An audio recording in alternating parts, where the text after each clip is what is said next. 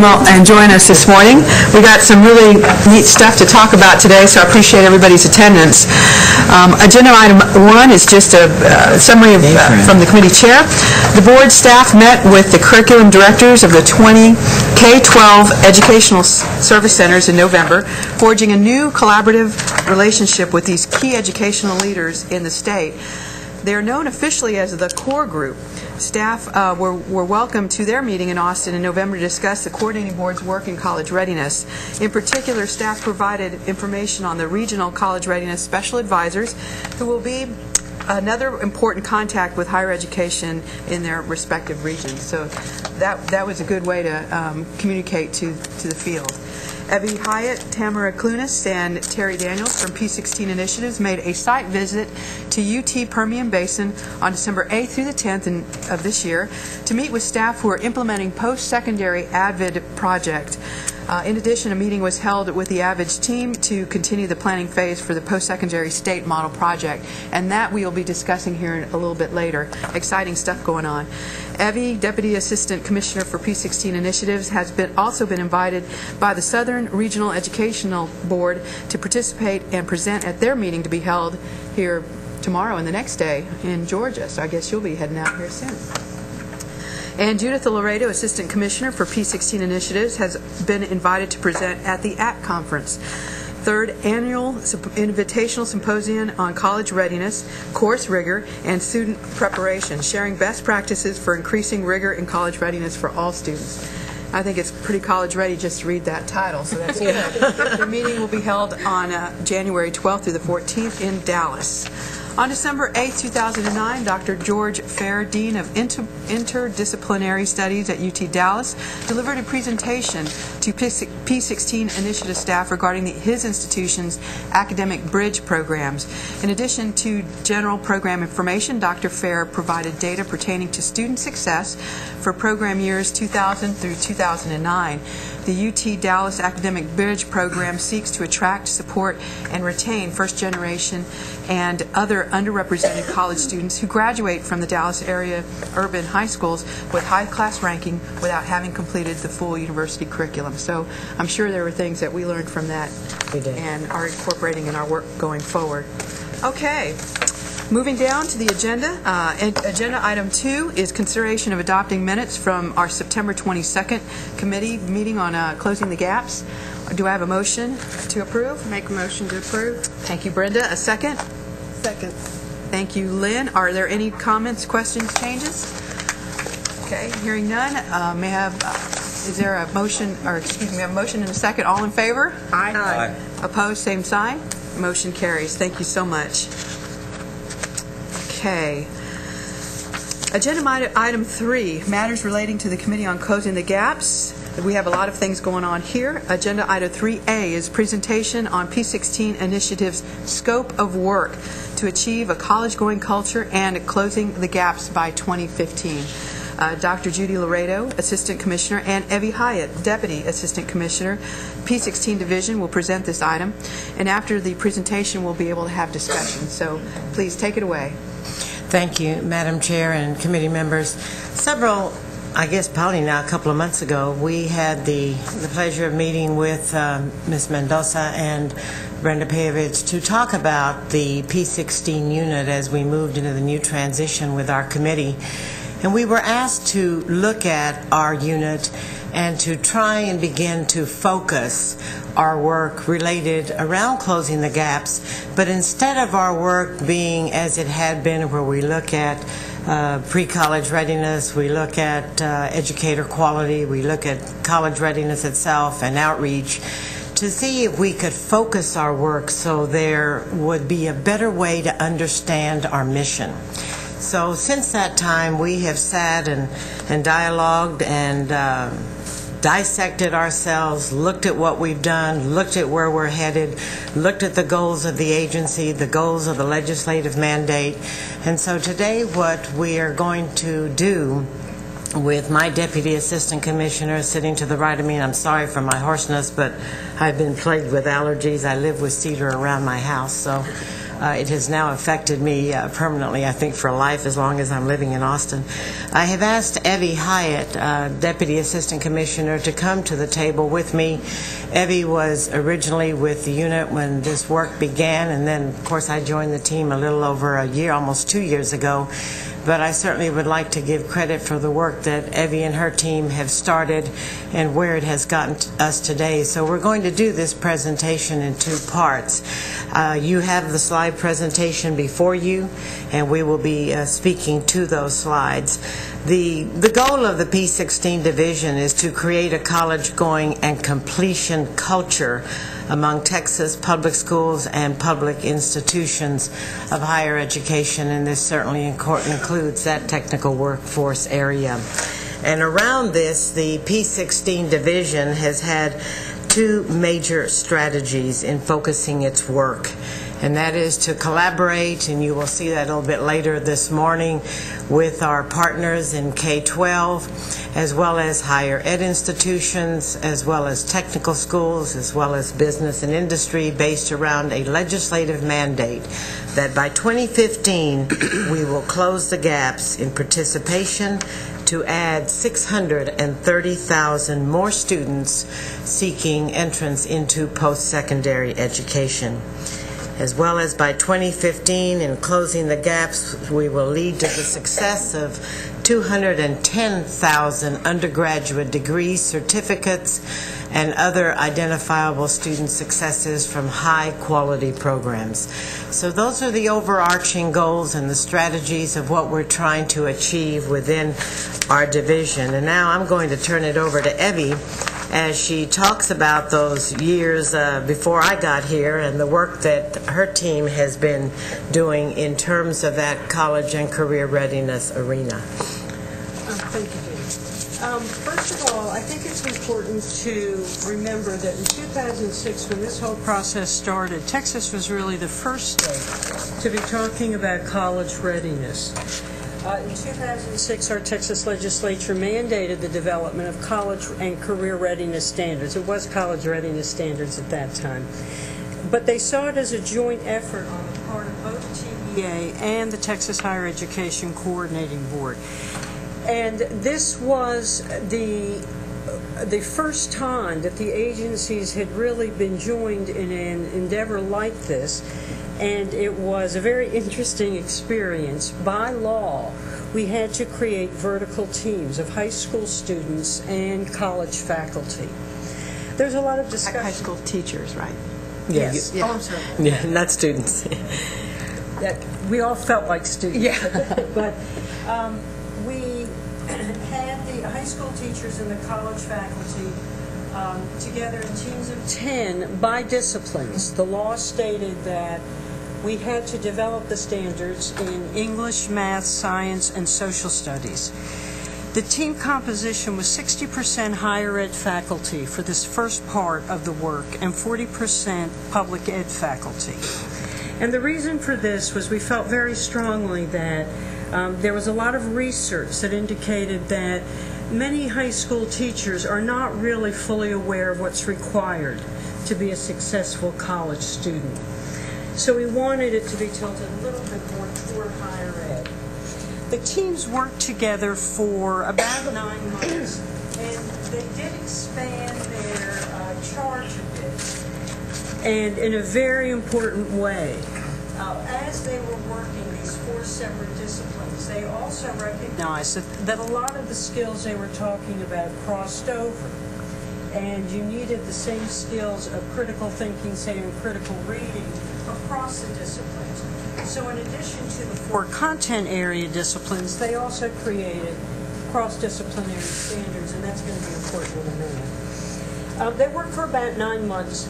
The committee was, the Participation and Success Committee received a copy of these standards at their October 2007 meeting, at which time they were put out for public comment. And this was the most extensive public comment period that I think the coordinating board has ever had. We had over 1,000 responses, and they were all uniformly positive. And there was some There was some switching and changing, some minor changes that had to be made, but the State Board did adopt those standards on January 2008. If you go to the next slide, you'll see that while the committee was working, they did benchmark these standards against the best state and national standards that were available. They did that during the development process. Since then, they have been looked at more closely against international baccalaureate as well as standards in Finland and the UK, and again, we hold up very well to against those international standards. It's important to notice that we focused on academic skills as well as knowledge. We'll be talking about that a little more in a minute. This was viewed always. We never viewed the standards as the final action of the process. Development of the standards was really the very first step. And implementation and buy-in and building awareness of the standards has been the efforts that we've been making over the past several years. The first thing that we did after the standards were adopted is we put them through an extensive validation process. We sent out surveys to over 1,200 of our entry-level instructors at both the community college and four-year institution level, and asked them whether or not they viewed these skills as being important for success in their courses. And we received back very, very high validation scores for the standards. They range from about 86% to 98%, but the one that was 100%, that every single faculty member felt the standards were important for success, were those college readiness cross-disciplinary standards.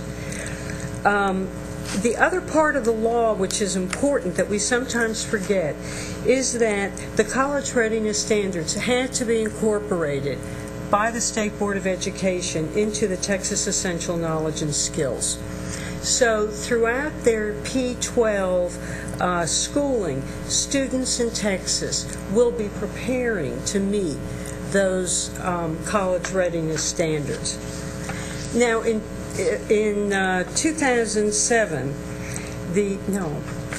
2009, I'm sorry, my mom used to say, time flies even when you're not having fun. At the last legislative session, there were some changes that were made in the laws.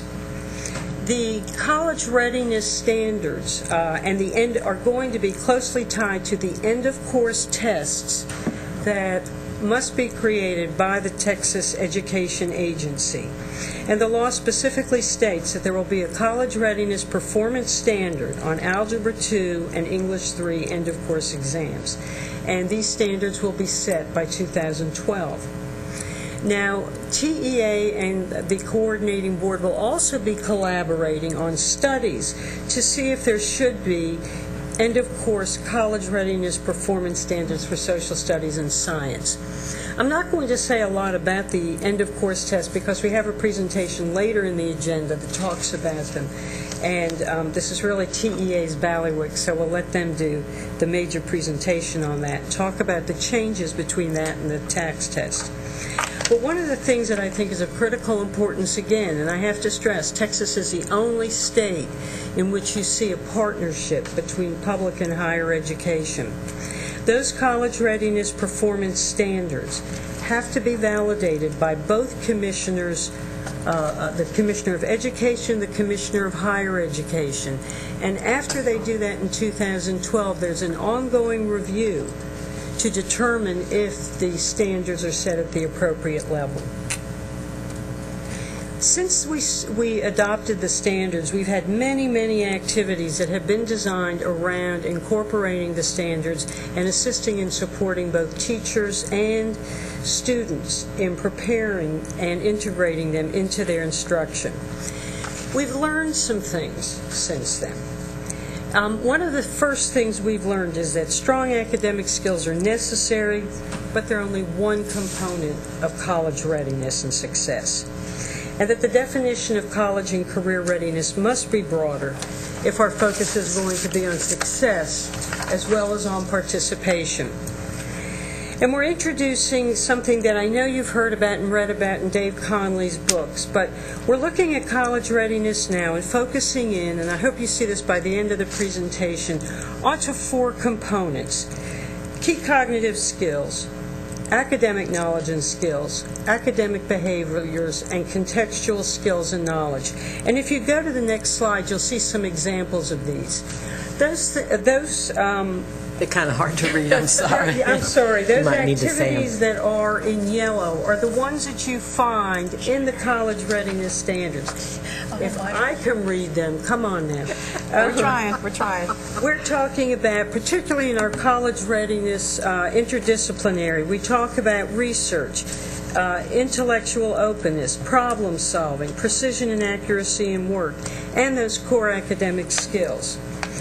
We're going to be taking a broader view in our activities in the future so that we're also looking at academic behaviors, study skills, time management, organizational skills, as well as contextual skills and awareness. How do colleges work? How do you apply for financial aid? What's it like being a college student? And Judy's going to be talking more about that, but you're going to see that we are focusing in now on a much broader group of students, not just those coming from high school, but those who either enter school at a later time, those students who are adult ed, and those students who are what we call fragile students. They may be academically ready, but they also don't have the background that may be necessary and the college socialization skills, really, that you need to be successful. And Judy? The next slide that we are going to, is going to gradually come up. And let's see if Mary is able to do it. If you'll notice at the very bottom, you've got the full slide in front of you. This really is what shows the picture of the work of the P16 unit. At the very bottom, maybe you'll notice where it says PK Middle School Education. That is the work that has been done in terms of aligning and connecting the college and career readiness standards with the current public school curriculum, which we refer to as the TEKS curriculum. The second phase of that is the high school work. The high school work is where the college and career readiness standards are being heavily infused, and as you look to the left of that, there are 4 components, and that is that they are standards-based and college-aligned, that there is excellence in the instruction as well as teacher development, which connects our work in terms of educator quality, the work that we're doing out in the field right now, in terms of the faculty symposium, the materials that are being developed and put out on the web that will be able to be used by the teachers currently teaching in secondary education out in the public schools, as well as those teachers who are what we call pre-service teachers and being taught in the field and in their disciplines on campuses in their pre-service programs. And then the development and support of student cognitive strategies that are also part of our initiative, which is the materials that students will be able to access out from the web in order to help them in terms of their development. And then, of course, the development and support of student academic behaviors, the counseling, the pre-advising, getting them ready for college. What you see right now on your screen is a little person. And we refer to those little people as those students that we are targeting or not targeting. The first student that you see on your chart to the left is the college-ready student, the student that completes secondary education coming out of the high school, that graduates and as deemed by end of course is college ready, has met the necessary benchmark in order to go straight into their preparation, college credit bearing courses without having to go into developmental education. The next student that is going to come up is the academically underprepared represented high school graduate. who comes out of high school who has not met that standard of performance may need 1, may need 2, may need 3 developmental education courses in order to be able to enter into full credit-bearing courses. That doesn't mean that they're not taking a credit-bearing course, but it may mean in the key cognitive areas they are not. And so that when you look at our work in our division, if you look at closing the gap, what we must do is minimize the number of students who fit in this category so that upon completion of high school are going into their full credit-bearing courses. There's 2 efforts of work within the division, and that is short-term work and long-term work. We have a long way ahead of us. It's not going to happen in 1, 2, or 3 years that we're going to see the massive change in the number of students coming out of high school that are college and career ready as based on end of course. But that is the intent of what we're moving to. The next student who appears on the slide is the adult student, and that is a new population of students for which you are going to hear more about because we have received funding. Money is coming to our agency via the riders that allows us to address a very large population of students. We don't necessarily have the exact number, but there's 2 kinds of students in this population. We have students who have been out of high school for many years, who might have started college and stopped and never went back, but who subsequently later on decide they want to come back. And when you've been out of school for many years, it just stands to reason sometimes that maybe you have forgotten all that you learned and are now going to be needing support help. And so there are efforts that will be underway to address that population. But most importantly, as we look at that adult population, is to help that population who did not finish high school, who wants to be job ready, who needs the necessary literacy skills, etc., in order to do that. And Tamara will be addressing that as we move forth, and that bucket of work is addressing that adult population of students. So in essence, you might think of it as being 2-pronged. The one main part of that population is to get them into that workforce and to give them the literacy skills necessary to be successful. And then those that may come back and want to go into a college degree credit-bearing program. And then lastly, the little student, and we've kind of color-coded them so you can see the difference, is that academically prepared student that Evry referred to as that fragile student that has demonstrated the college and career readiness by the end of course, by their tests, by admission into community college 4-year institution, and keeping in mind that 2-year colleges are open admission. But there are some variables within their behaviors that automatically may cause them to be a fragile student.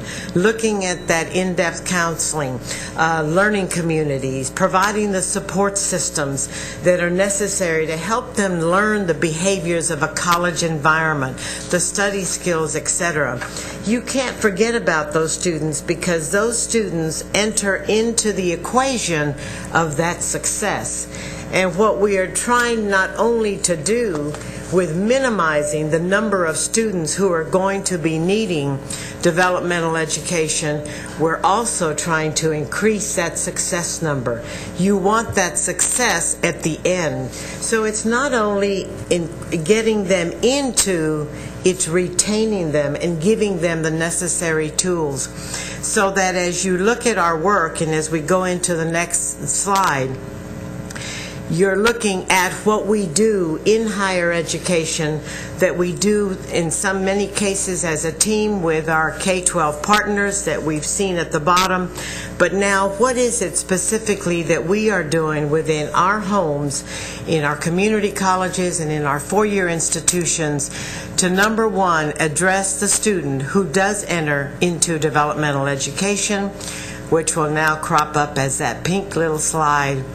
The student that enters and those are the 4 components that Evie just alluded to, looking at the key cognitive strategies, which are those cross-interdisciplinary skills, the academic knowledge that is needed in terms of reading and writing and mathematics, the academic behaviors that student must demonstrate to enter into that world and be that post-secondary world and be successful, and then the contextual skills that we look at in terms of awareness.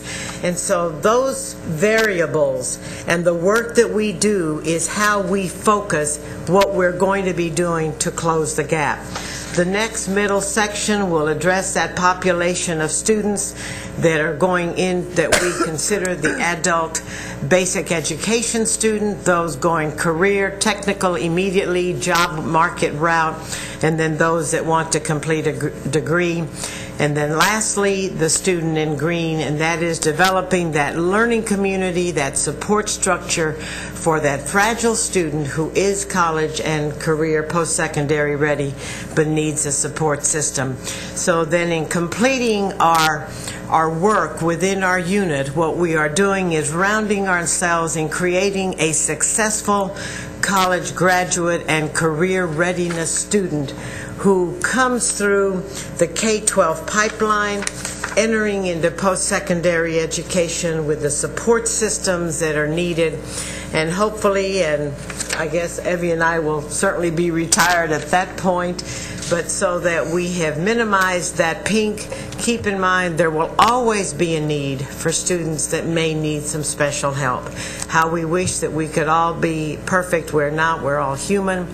So within our human frailties, we want to be able to minimize that number and at the same time address the number of adults who want the chance to be successful in their jobs or to then pursue a 4-year degree. And lastly, create the environment that provides a support structure for students in a success track, so that then rounds the work of the P16 unit. To sort of frame this, if we can go to the next slide, we've added 3 little things to give you a picture, and you've got them in front of you. I asked Susan Brownshop, and I thank Dr. Julie Eklund for her help with this effort. I'm going to show you some slides that will give you a perspective of where our work is hitting, because it is hitting on 3 populations of students. And if you look at the slide, if you see that the university side as well as the 2-year side, 80% of the students who are entering the universities are deemed to be TSI ready, and that is a Texas Success Initiative, and demonstrate the ability to go into credit-bearing courses. But we've got 18% of the students in the university world who are needing 1 or 2 areas of help in terms of remedial education, and then if you'll notice the percentage that need no help, which is very small. If you look at the community college level, which is really where the bulk of our students are now beginning to proceed into, 53% of those students are needing support help in terms of they're not being prepared in terms of reading, writing, or mathematics. 12% are not needing any help, and 35% you see what that 12% need help in all 3 areas. Math, reading, and writing. 35% were deemed ready in all 3 areas, math, reading. The next slide is a little bit different for you, and what it does, it's from our 206, 207 TSI data in terms of the percentage, and I am completely blind when it comes to the years, even with these glasses on. But if you will notice the yellow, these did not meet TSI in 1 or more areas, or basically were unknown. So if you look at our percentages, you can see where we are in terms of our ethnicities. The white population, the African American population, and the Hispanic, and then other. And so when you see the African American and the Hispanic population, of course one of our major initiatives in terms of closing the gap is to better address the needs. Is universities and community colleges? Everyone. That's everyone. Right is everyone, yes. And so that as we look at closing the gap and we look at the work that we're doing in the unit, we're of course focusing very heavily on addressing the population of the African American student as well as the Hispanic student. Go ahead. So this is universities and community Yes. colleges combined. If you broke out the two, would there be a big difference in the graphs? Yes, there would be. Just as in the earlier graph, you saw a significant Right. difference. What we see in terms of readiness for even students of color going into the four-year institutions is they tend to be much more prepared than students from the same groups going into two-year institutions. So that, and I have the breakout that's actually by ethnicity and by economic disadvantage. I don't believe I have it just by ethnicity, but we could do that for you. But yes, I think what you see on this slide gives you a pretty good picture of what's happening in terms of the four-year and the two-year. That the students going into four-year institutions are, on the whole, much more prepared than students going to the two-year institutions. But out of the 80%, for example, at universities, how many of them persist? I don't have the persistence rates by those who right here with me. That's something we could get for you. We can get it for you. Okay, sure.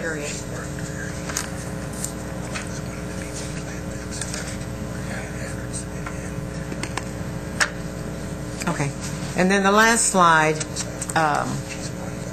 is the work of the division. And what we've tried to do is go back and focus around the four key areas for which those college and career readiness standards are developed, so that you can begin to see where our work lies. Under the key cognitive strategies, we have been addressing the college, all that development of the work around college and career readiness, the special assignment teams that we've had on the college's campuses, the course redesign that Dr. Vanessa Davis and them have been working on, the college and career readiness faculty collaboratives that Dr. Susan Barnes and her staff have been working on. Under the academic knowledge and skills at the bottom, it's looking again the incorporation of those college and career readiness standards included in the TEKS curriculum, the reference courses that we've also been working on, the math, science, technology, teacher preparation academies that we have out in the field that you have allowed us to award grants to institutions to prepare more math, science, technology teachers out in the field. With this round of funding, we hope to have reached 300 with that money in terms of that effort. Looking at the academic behaviors of students leading to success, we are hoping to be able to develop our AVID project post-secondary and put that as a model project in the field.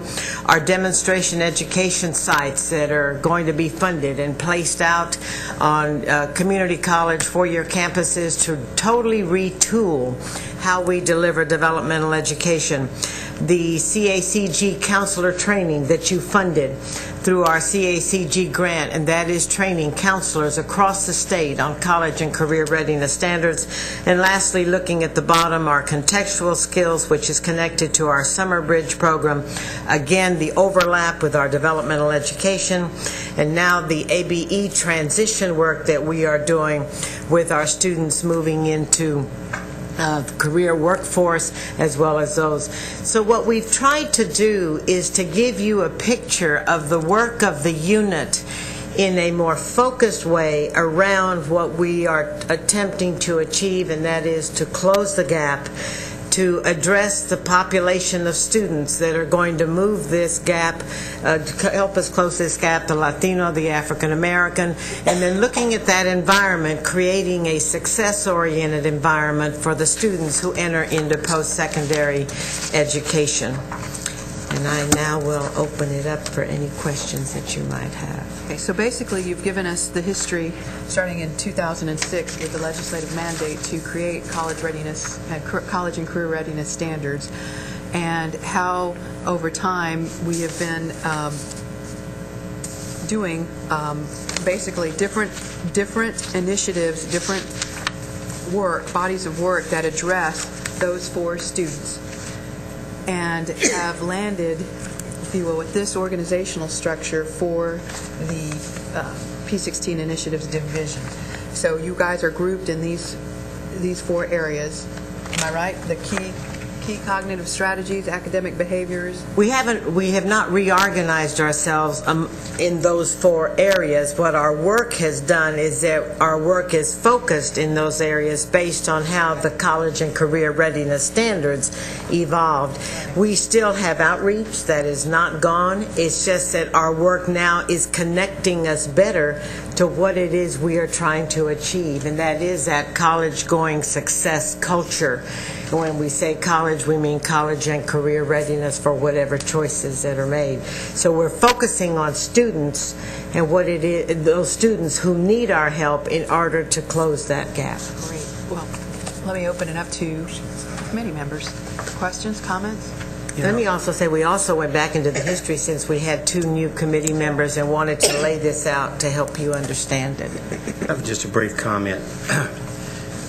I think these programs are good. I particularly have got a keen interest in this AVID program, which we learned about one of the prior board meetings, and there I saw some information about that in our package today. But as important as these programs are, and as much impact as they can potentially have, it all boils down in my mind to one word, and that's WORK. I mean, how are we going to motivate students to work, to acquire just necessary skills to be successful in higher education? Now, I realize there's a cultural component in terms of for lack of a better word, indoctrinating students at a very early age to want to go to college. You can't make anybody do something they don't want to do.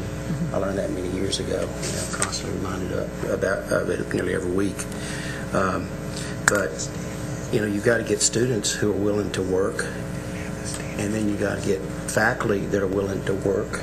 And then you got to get administrators who are willing to set goals and benchmarks and make sure that we hold people accountable. And so, I've seen a lot of these programs come and go, and I'm not trying to diminish the importance of what's before us this morning, but when it all boils down to it, the bottom line is work. What can we do to get people to want to learn? What can we get people to want to work hard enough to acquire the necessary skills to be successful in college?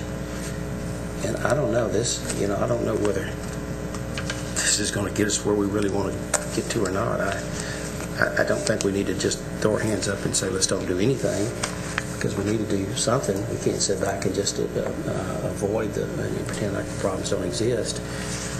But I go back to what I've said before, is that so much of what there's a limit to what we can do on this board or any board if some of the issues are not adequately addressed in the homes, to indoctrinate students and develop a culture within the individual homes of students or parents placing a high priority on wanting to go to college.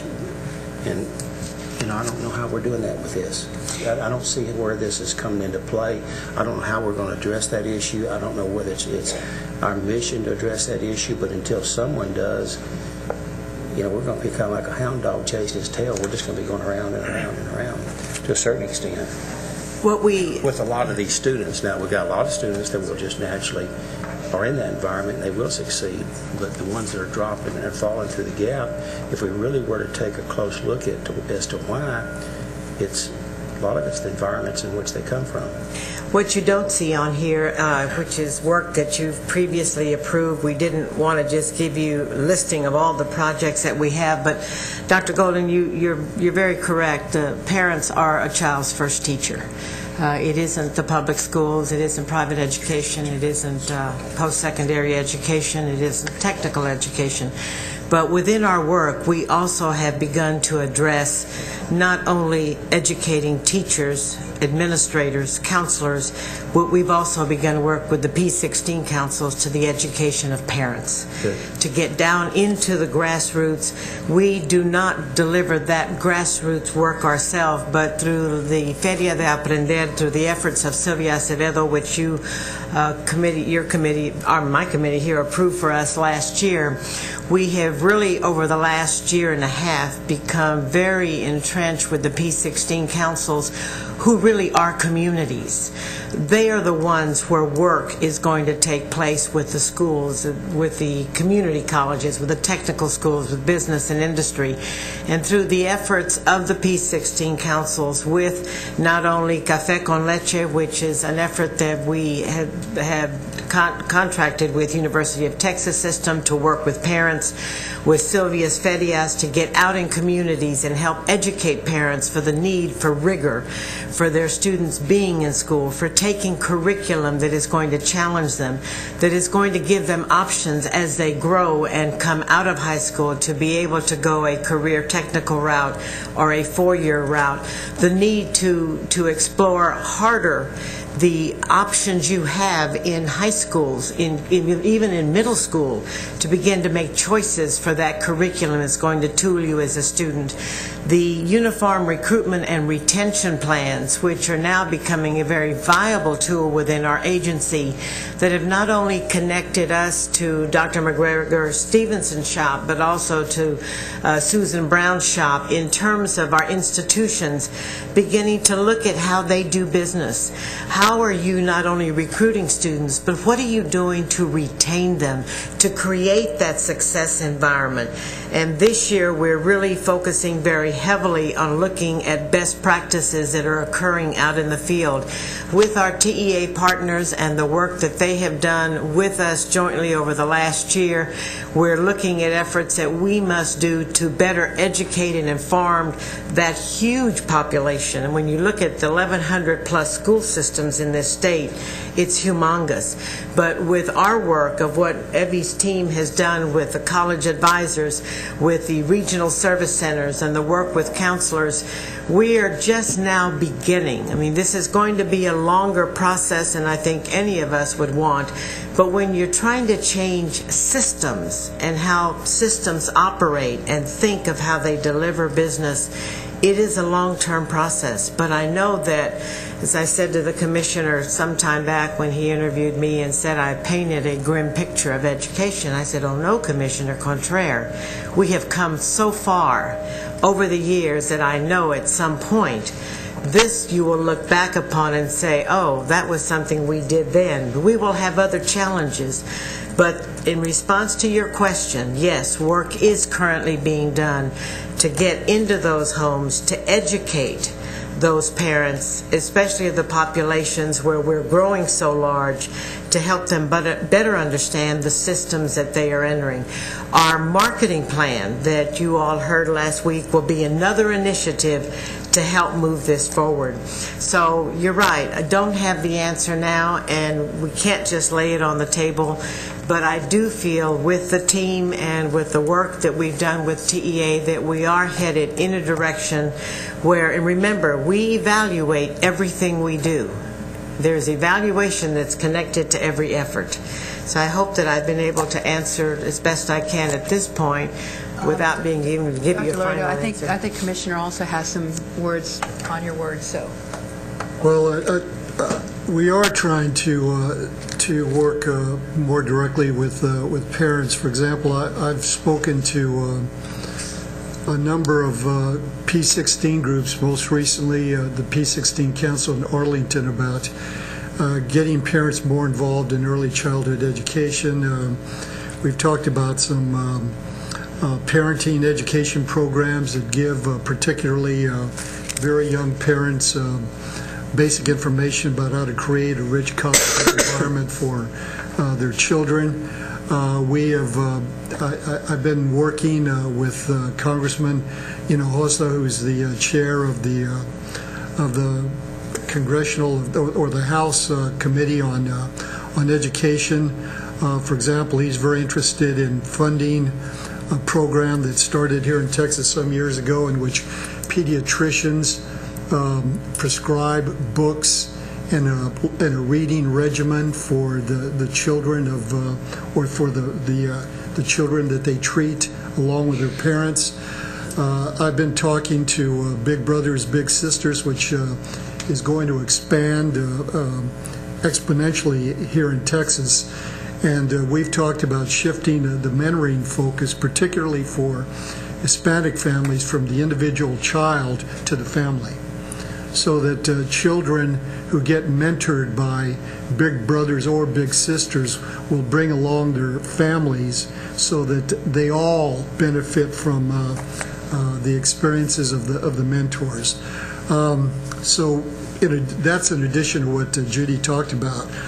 But having said that, I think it's important to remember that there is a huge amount of research that demonstrates that effective schools, effective teachers can trump socioeconomic disadvantages. It's true that parents are children's first teachers, but once they get to be 3, 4, 5 years old, they're spending more time in school than they're spending with their kids are spending more time in school than they are with their parents. And there's lots of evidence that really effective schools and teachers can overcome an awful lot of socioeconomic disadvantage, including the inability, or the failure of parents to provide their children a rich cognitive environment. So we're not going to give up on children just because they come from poor home environments. Well, and I think that's a great moving off point for discussing some of the things presented in the slide here. Dr. I'd like one other comment. And I agree with you, Commissioner, wholeheartedly. I don't think we need to give up on any of the kids. We have to take them as they come to us and do the best we can with what we have. But it's disheartening to me when I see certain federal policies that are not working concurrently with what we're trying to do here on this board and what we're trying to do on the state level. Some of these federal policies are actually working in direct contradiction to what we're trying to accomplish. So we're going to have an impact if we're going to turn this thing around, not just on a state level, but on a national level. And that's the reason I think input to the Secretary of Education, Washington, D.C. is very vital. I don't know how much interaction we have with those individuals in Washington. I want to remind you all of a study that I mentioned, I think, earlier, that the 60% of the students now that I read this, I don't know this, I did read this, they're now occupy our professional and graduate schools are first-generation Asians. And the study I read stated that the reason it was that way was because the expectations that were being placed on those students at a very early age. Now, these students came from a poor background. Their parents generally worked 1 or 2 menial jobs, and I've seen examples of that in my own practice where I have extern students that rotate through my clinic, and a lot of them are first-generation Vietnamese whose parents came here with little expectation other than wanting an opportunity to succeed, and they instill those same high level of expectations in their children, and they've risen to the top. And so how are we going to be able to do that? Because that doesn't cost a lot of money if we can just accomplish that. We've got millions of dollars that we're talking about here in these proposals that are good programs, and we need to continue to work and push and do what we can with all this money. But how can the true impact, I think, is going to occur when we can begin to instill high expectations at a very early age among these kids.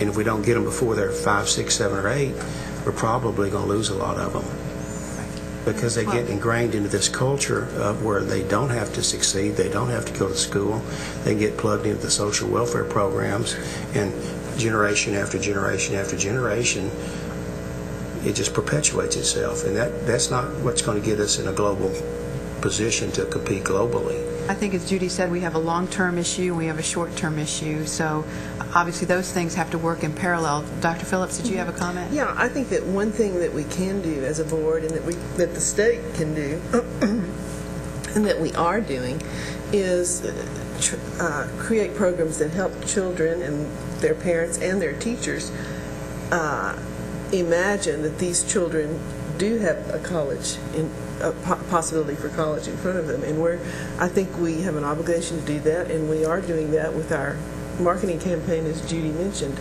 And I think that's really the main focus of that marketing campaign, is to change expectations, Dennis. And I think we can do that from the board level and from the state level. And I think the state may have to run heavy public service announcements at some point to change expectations and let these children be able to imagine that college is in their future. Absolutely. Raise expectations. Are there any comments or questions on this Elaine, presentation? I've been thinking about this, education here.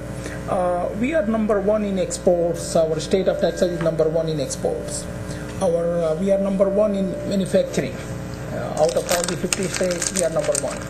And this is, I'm being naive because I did not know much about education.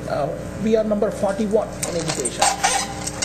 We will have to do something to get to higher level. Absolutely. Than 41. So one idea that I had many years ago, is there some way we can have higher level high schools adopt lower level school? The schools which are higher level, can they adopt another school which is a poor neighborhood school and maybe do some funding for them for kind of partnering? We may be already doing it. I'm not sure if we are doing it or not, but if one college adopts another college which is in poor neighborhood or lower standard, one high school, one elementary schools which is higher level elementary school adopts school which has a lower standard, lower level of education. Maybe we can give them some funding, encourage them that way. We can encourage the people who are in poor neighborhood, who are lower standard, their standard may go up. And it will be excellent learning for the kids. So my kids have gone to St. John School. So I was talking to, in Houston, talking to the principal there, can you adopt some schools in the poor neighborhood, Hispanic neighborhood, and which have very, very low standard? And they say yes. They started working with some schools, and the other schools started benefiting. So is there something like that we can do, or maybe we are already doing? Because otherwise we are not going to succeed in raising from 41 to 35 to 20. Right. Specifically in Houston, we had the Gates Project with Houston ISD, where we are working, partnering with our middle schools, with the low-performing high schools to increase that college-going culture, that rigor. We also, with the P16 councils, have begun to work with them to help them see data within their systems and to begin to use that data to lead to program improvement, to connect them with their community colleges, with their high schools, with their elementary schools. We've also, in addition, to that work, have worked with what we call the HB 400 schools, which is the schools in the state who have the lowest producing college-going culture, and have begun in the last 2 years working closely with TEA. Kristen Kramer, Dr. Kramer, one of our staff members, has been closely tied to that initiative. So there are things that are in place. We have the early college high schools. You've got dual credit that's going on in the high schools. So there are efforts underway, even in the K-12 arena, to help where there are students or schools that are not performing at the level that they should be.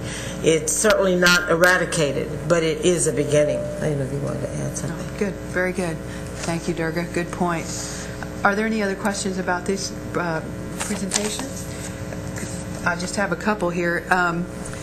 This is kind of neat the way you all presented it with regards to this chart. I know it's not up on the screen anymore, but the people and identifying our body of work from a continuum perspective.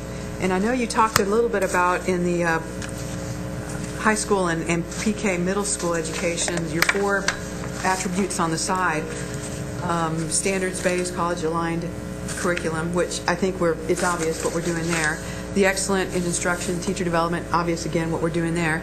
Development and support of student cognitive strategies. Are we doing work in that area?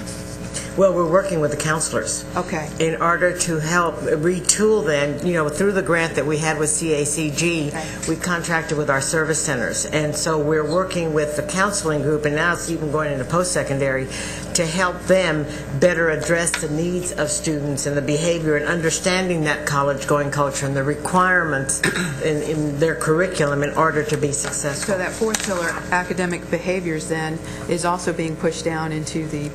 That's right. That's great. That's great. So aligning all of our work along these faces of these kinds of students, I think is really neat.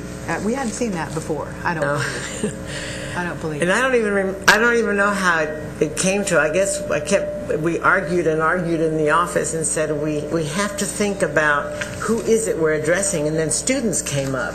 And then we decided, how do we separate them? How do we make it known? And I'll have to say Dr. Gardner was a tremendous support in this, because he sat with Evie and I and Tamara and Susan as we mulled through this and brainstormed. And I know we've always been concerned about academic behaviors, but to crystallize it and put it in this regard, linking them to the actual kind of students, I think is very helpful. And now it makes it very important, not just a by the way. Let's work on some wraparound programs. The other thing, too, that we tried to do that I wanted to address Ms. Payovich's concern, and also looking at Dr. Phillips and the data, it was hard to put up on a screen X number is how many we will be addressing. But we looked at the population of the state, so that as we focus our work and we see how many students would this impact if we implemented this kind of a program, then we're looking at that total number of what it's going to take for us to close that gap and to achieve those goals. And then keep in mind that every year we have built in midpoint evaluations to everything we do, and then ending evaluations as we move forth to see if we have moved to increase the closing of that gap and reach that number that we need to reach. So everything drives that's why I wanted to show that slide, because that's what I had a difficult time in grappling with the numbers. How do I bring this across so you'll see that percentage that we are impacting? And then finally, the box that talks about next generation of teachers and students, that we've got a closed-loop system here. That's right. And a ready-made audience of folks that we can be encouraging to be teachers. That's really neat as well. The other thing, too, TEA will be looking at teacher effectiveness. That is coming into play under their new, and I don't remember the House bill, Dr. Under 174, they will be looking at student success based on the teachers completing their programs and coming out into the field. Great. Well, I hope they're going to look at it based on the students' performance. Yes, they are. No, it's student performance. Yeah, which gets to what Durga's comment. I mean, until the lower performing schools have high performing teachers, they aren't going to improve. And I would love to see the state develop an accountability system to make sure that all schools have the same quality teachers. Which gets us back to Dr. Golden's comment, in which the Commissioner addressed by saying high-performing educational environments trump home environments. Exactly. So that's what we got to get to. Well, this has been very enlightening. Congratulations, you guys, for gnashing at the teeth and coming up with something like this. Lynn? I have one more comment. I agree with everything Elaine said, and I just think there's a huge challenge in translating this to these sort of new populations that we now realize are very important. And, of course, we've put that in the hands of our marketing people, but college-going culture doesn't capture the whole thing. And it's going to be really important to get that message out. And I don't know, maybe we need to use pictures. I mean, well, let's all recognize that we are doing something that hasn't been done before. So we're going to try things, and we're going to make mistakes, but what's important is that we're at the forefront, and we're going to make this thing happen one way or another. So all good problems to have, because we're venturing into that direction, which hasn't been done before. And I just have to make a comment about money. Bring us to reality. It's tough, and I ask this all the time. We have to tie everything into money, and I don't always get to see that. Yes, we're we're trying to close the gaps and make more students successful, but I always ask at what cost? Because if we are overspending to get an incremental, minimal amount of success, have we really succeeded or have we failed the citizens? So, I'm going to ask it again. We have to have money attached to this. And I think that goes to the outcomes measures, right? Yeah, you can't just say we've increased minimally, let's say, student success, therefore we're successful. I don't think that's right. It depends on what it costs per student in order to achieve that. That's right, because if it costs too much, then how can we achieve success more cost efficiently? In other words, the opportunity cost of the number of students we could have made successful is gone. So, Elaine, I'd like to make a brief comment. I agree with Brenda, and that was one of the comments I was trying to allude to, is that, we can't stick our head in the sand and pretend like we don't have a problem, because we do. We've got to integrate or find out some way to get students into the system and ensure that they come out successful. But we're throwing, this is a lot of money here, and But do you know how much money? I don't know how much money. We don't know, and that's my point. point. We need to know. And we need to know what kind of what's the return on this investment. Right. Absolutely. And I'm not against any of this, but we need to constantly evaluate just what is working and what's not working. And Elaine I agree with her. At least we're doing something. And we're forging a new frontier here in Texas in a lot of ways, in that we're beginning to address the issues and pretend like they're not. They don't. We can't just pretend like they're not there.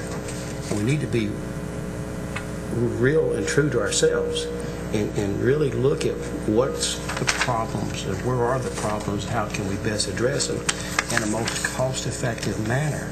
Because if we can't take these dollars that are being given to us and show the results, then someone else is going to get the dollars. Someone else may get the money. I don't know. Well, it's not just that the citizens suffer and the students suffer. So. Absolutely, and I wasn't trying to be flippant and say, at least we're doing something. What I do mean is that identify data-driven decisions, but at least we are. Identify with outcomes.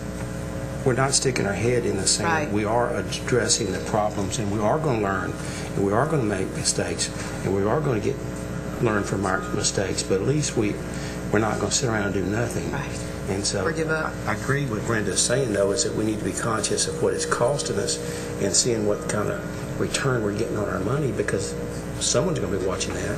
And under a different presentation, we can begin to lay that out so that you see it. I didn't want to combine it with this one Absolutely. at the same time. Now, there is information. The more on- dollar signs that you put in your presentations and in the material, are certainly helpful for. This is more a narrative thing. No, I believe that we've Right. improved the reporting of the division a lot in giving us the amount of money. But I do think if we're going to make these comments, we ought to have a specific question for you, something like, what are the programs and what's it going to cost to... We can do that. Yeah. And I believe... Let me finish, please. Right. To take these 20% of the students who aren't ready and get them ready and keep them in the system. I think the intent is over time to report, as these come up, to Right. report to us the investment and then return on investment and That is outcomes. correct. And the outcomes, the numbers are getting better. Absolutely. That's right. I would like to understand it in terms of this 20%, though. And this may be every single program we have, or it may only be a portion of them. But I think it's helpful when we talk to people. We can say we've got 20% of the people we're trying to bring along. It's going to cost this much. The success rate so far is X. Absolutely. What this presentation was very helpful to do is to kind of scope the work and understand what you guys are looking at and prioritizing and how you're linking it together. But it's obvious all four areas are linking into one, and that is student success, which is really good. Really good. Elaine, can I make one more brief comment, please? I heard the Lieutenant Governor Dewhurst say about 6 or 7 years ago, I think he was a land commissioner at the time preparing to run for lieutenant governor, and he made the comment that 60% of the students who graduate from high school can't take freshman English. Now that was probably 6 or 7, 8 years ago. I mean, Commissioner. What I'm concerned is I don't want to spend all this money in 6 or 7 years from now, someone else get up there and say that 60% of the students that graduate from high school can't take freshman English. And we want to make sure that we're progressing. Absolutely. Hear, hear.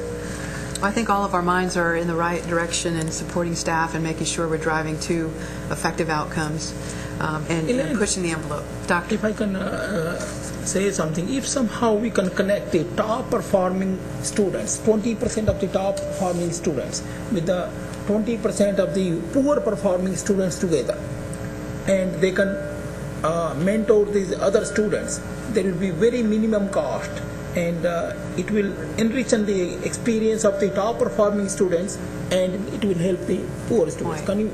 Is there a program like that? Some kind of can the high performing students adopt low performing students? If not too many, maybe 10% and 10%. We can Our certainly goal can be look into 10% per year, next following year can be 20%, and so on. And I'm sure that's taking place at each of the districts are doing something differently, but we can get an idea about that. And the community colleges, a lot of the community colleges operate that way. They certainly need more role models and top performing students that are willing to step into and play those positions. I agree with you. Absolutely. And the cost would be minimal. And the top performing students will get enormous experience by helping the poor students or the low performing students. Absolutely. Thank you, Durga. Which brings us to agenda item 3B, which is very good because it's another policy discussion. We've asked the division to begin to bring forth information that is pertinent to future policy decisions that we make as a committee. And today, the P16 division, in collaboration with TEA, will be presenting information related to HB3 end-of-course assessment and the Texas Success Initiative. HB3 end-of-course will be presented by Ms. Chris Clout. Chris Clute, I'm sorry. And it's Dr. I feel she brings a lot of clout. Do you mind? and Gloria Siskowski. Anybody going to correct me on that one? No, that one's... All right. No. From TEA Assessment Division. And here again, the hidden message or the subliminal message here is to say that we can't do much without the collaboration and working together with TEA. And these collaborations are most important to our long-term success. And so we really appreciate you all being here from TEA and talking about these issues. So let's start with the first part of the discussion, and that is the HB3 end-of-course assessments. Good morning, Madam Chair.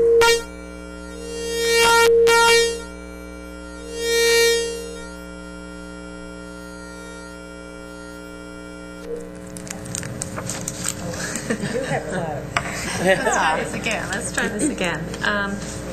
Madam Chair, members of the committee, thank you very much for having us here. I'm Chris Clute. I'm Associate Commissioner for Assessment and Accountability at the Texas Education Agency, and joining me is Dr. Gloria Ziskowski, who is Deputy Associate Commissioner for Student Assessment at the Texas Education Agency. I am going to focus my remarks on high school graduation requirements in terms of legislation that passed both in the 2007 session and the 2009 session, moving us from 4 cumulative exams at 11th grade to potentially 12 end-of-course assessments beginning in 2011-2012. I'd like to preface my remarks by saying that what you will see moving forward is a much closer collaboration with the Texas Higher Education Coordinating Board and the Texas Education Agency on the development of our testing program than we've ever had before. Dr. Paredes and his staff, Judy Loretto, Evie Hyatt, Susan Brown, and Lynette Heckman, have attended many meetings with us. They have provided nominations to us for many members of higher education as we work through the development of 12 end-of-course tests. and we're very appreciative of that help, support, and coordination. Very briefly, in terms of the end-of-course requirements for high school, we are required to phase out the current tax testing program. I mentioned the 4 11th grade cumulative examinations, English language arts, reading, mathematics, and social studies, and phase in to up to 12 end-of-course tests. You can see in our first slide, those are English 1, 2, and 3, Algebra 1, Geometry, Algebra 2, Biology, Chemistry, and Physics, World Geography, World History, and U.S. History. The end-of-course requirements vary to some degree depending on whether you'll be talking about the minimum high school program graduation requirements, the recommended, or the distinguished. Frankly, the State Board of Education is currently considering those graduation requirements. They've passed a set of rules for first reading and will be considering for second reading and final adoption those graduation requirements in January. And the end-of-course graduation requirements will first affect this year's 7th graders, that is the entering 9th graders in 11-12. This is the graduating high school class of 2015. And that seems like a long ways away, but I think we'll all think it will be here sooner than perhaps we're prepared for. The next slide shows you simply that phase in and phase out, the phase out of TOS and the phase in of the end of course requirements up to 2015. We have structured the development of the end-of-course program so that all 12 end-of-course assessments obviously will be available in 2011-2012. Attached to the back of your slides is actually a nice colored chart that shows you which tests will be available when. That's critical in terms of getting some preview of what those results will look like.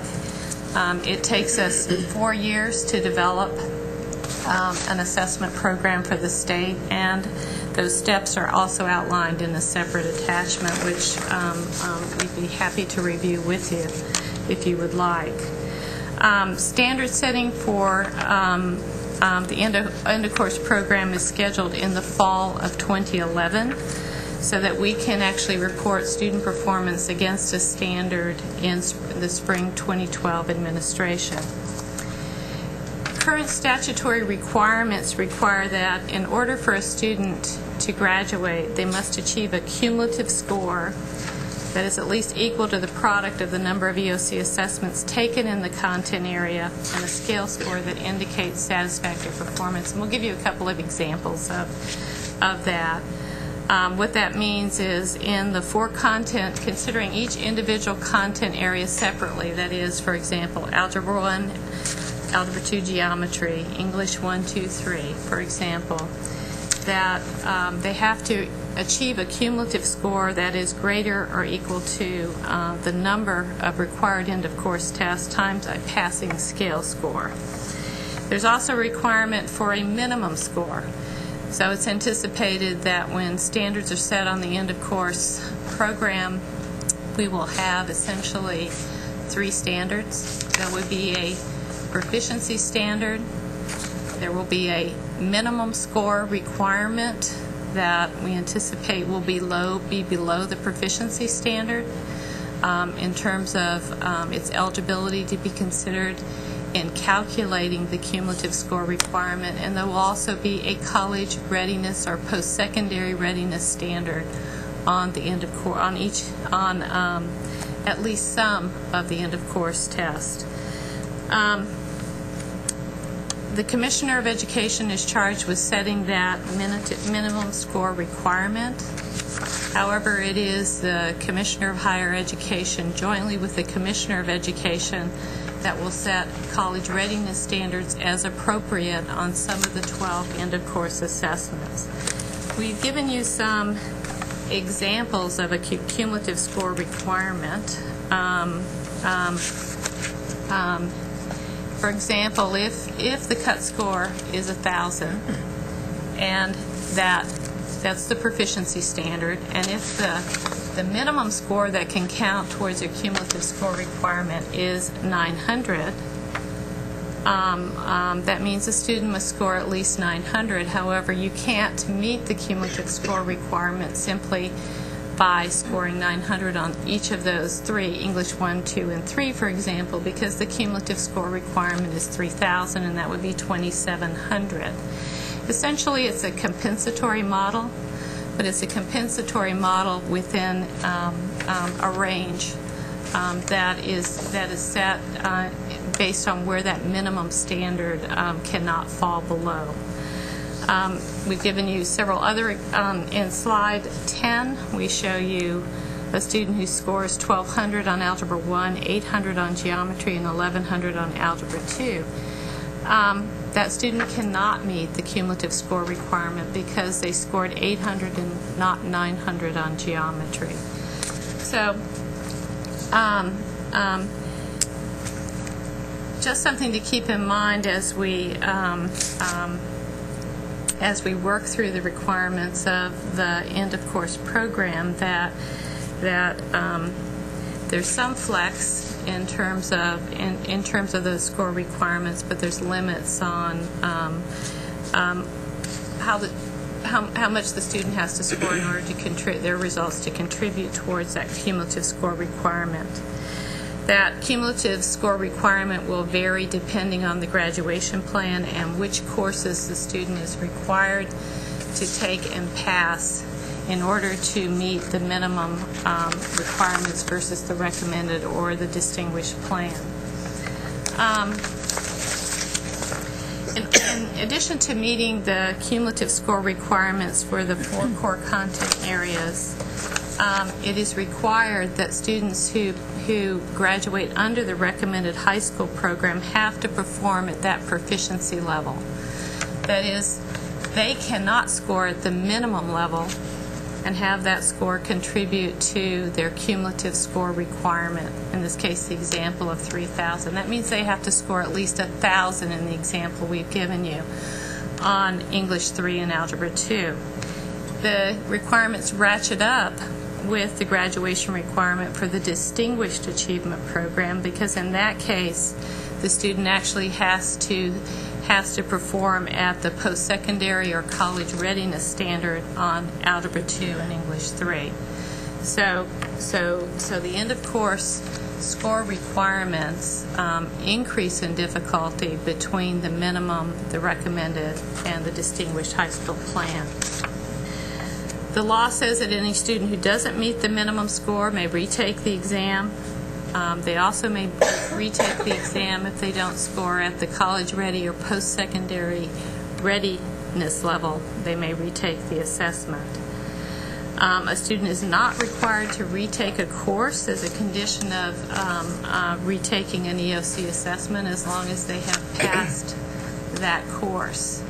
And we certainly anticipate in the transition from the EOC program, you may initially see students who are actually passing the course but not passing the associated end-of-course examination. There continues to be a requirement for a school district to provide accelerated instruction for any student who fails the EOC assessment. That's also true for the current tax testing program. There is a requirement. I think there was some discussion earlier. Gloria and I came in late for the discussion before this, but about student motivation. The student motivation is, I think, first in doing well on the end-of-course exams is, of course, that it's linked to a graduation requirement. Second, it is linked to a grading requirement. And by statute, a student's score on an EOC assessment will be worth 15% of the student's final grade in that course. And the school district is not required to use the student score on subsequent administrations to impact that score on the test. There are also some allowed substitutions in current statute. A student's satisfactory performance on an AP test, an IB test, an SAT subject area test, or another assessment that's determined to be at least as rigorous may be used as a factor in determining whether the student has met this cumulative score requirement. I don't have the answer to how we take right now and how we take a score on an SAT subject area test, for example, and how we translate that score into the cumulative score requirements. My guess is we're going to have a set of tables in the future based on research that show us the equivalency for that transformation in terms of meeting that cumulative score requirement. The statute also allows us to use the PSAT or preliminary ACT as a possible factor or substitute for the end-of-course examinations. Dr. Ziskowski is going to talk about the college readiness component of end-of-course exams. Good morning. Good morning. According to HB 3, we do have a specific definition that was provided for us of what college readiness means, and that is what's provided for you here. But basically, the definition under which we're operating is that college readiness means the level of prep a student must attain in English language arts and mathematics courses to enroll and succeed without remediation in an entry-level general ed course for credit in a baccalaureate or an associate degree program. That's the definition under which we are operating. We do know that at this point, college and career readiness standards have been incorporated into the Texas Essential Knowledge and Skills, the state curriculum, for English language arts, mathematics, and science. And currently, we're in the process of incorporating college readiness standards into the text for social studies. So that's where we are in the process of ensuring that our curriculum does incorporate college readiness standards. Because the end-of-course assessments are based on the state curriculum, or based on the texts incorporate college readiness standards. The end-of-course assessments then, by definition, will incorporate college readiness standards because that's the curriculum on which we are basing the assessment. You notice in the definition provided by House Bill 3 in terms of college readiness, they specifically cite English language arts and mathematics, as we have to provide a link for college readiness for those two content areas.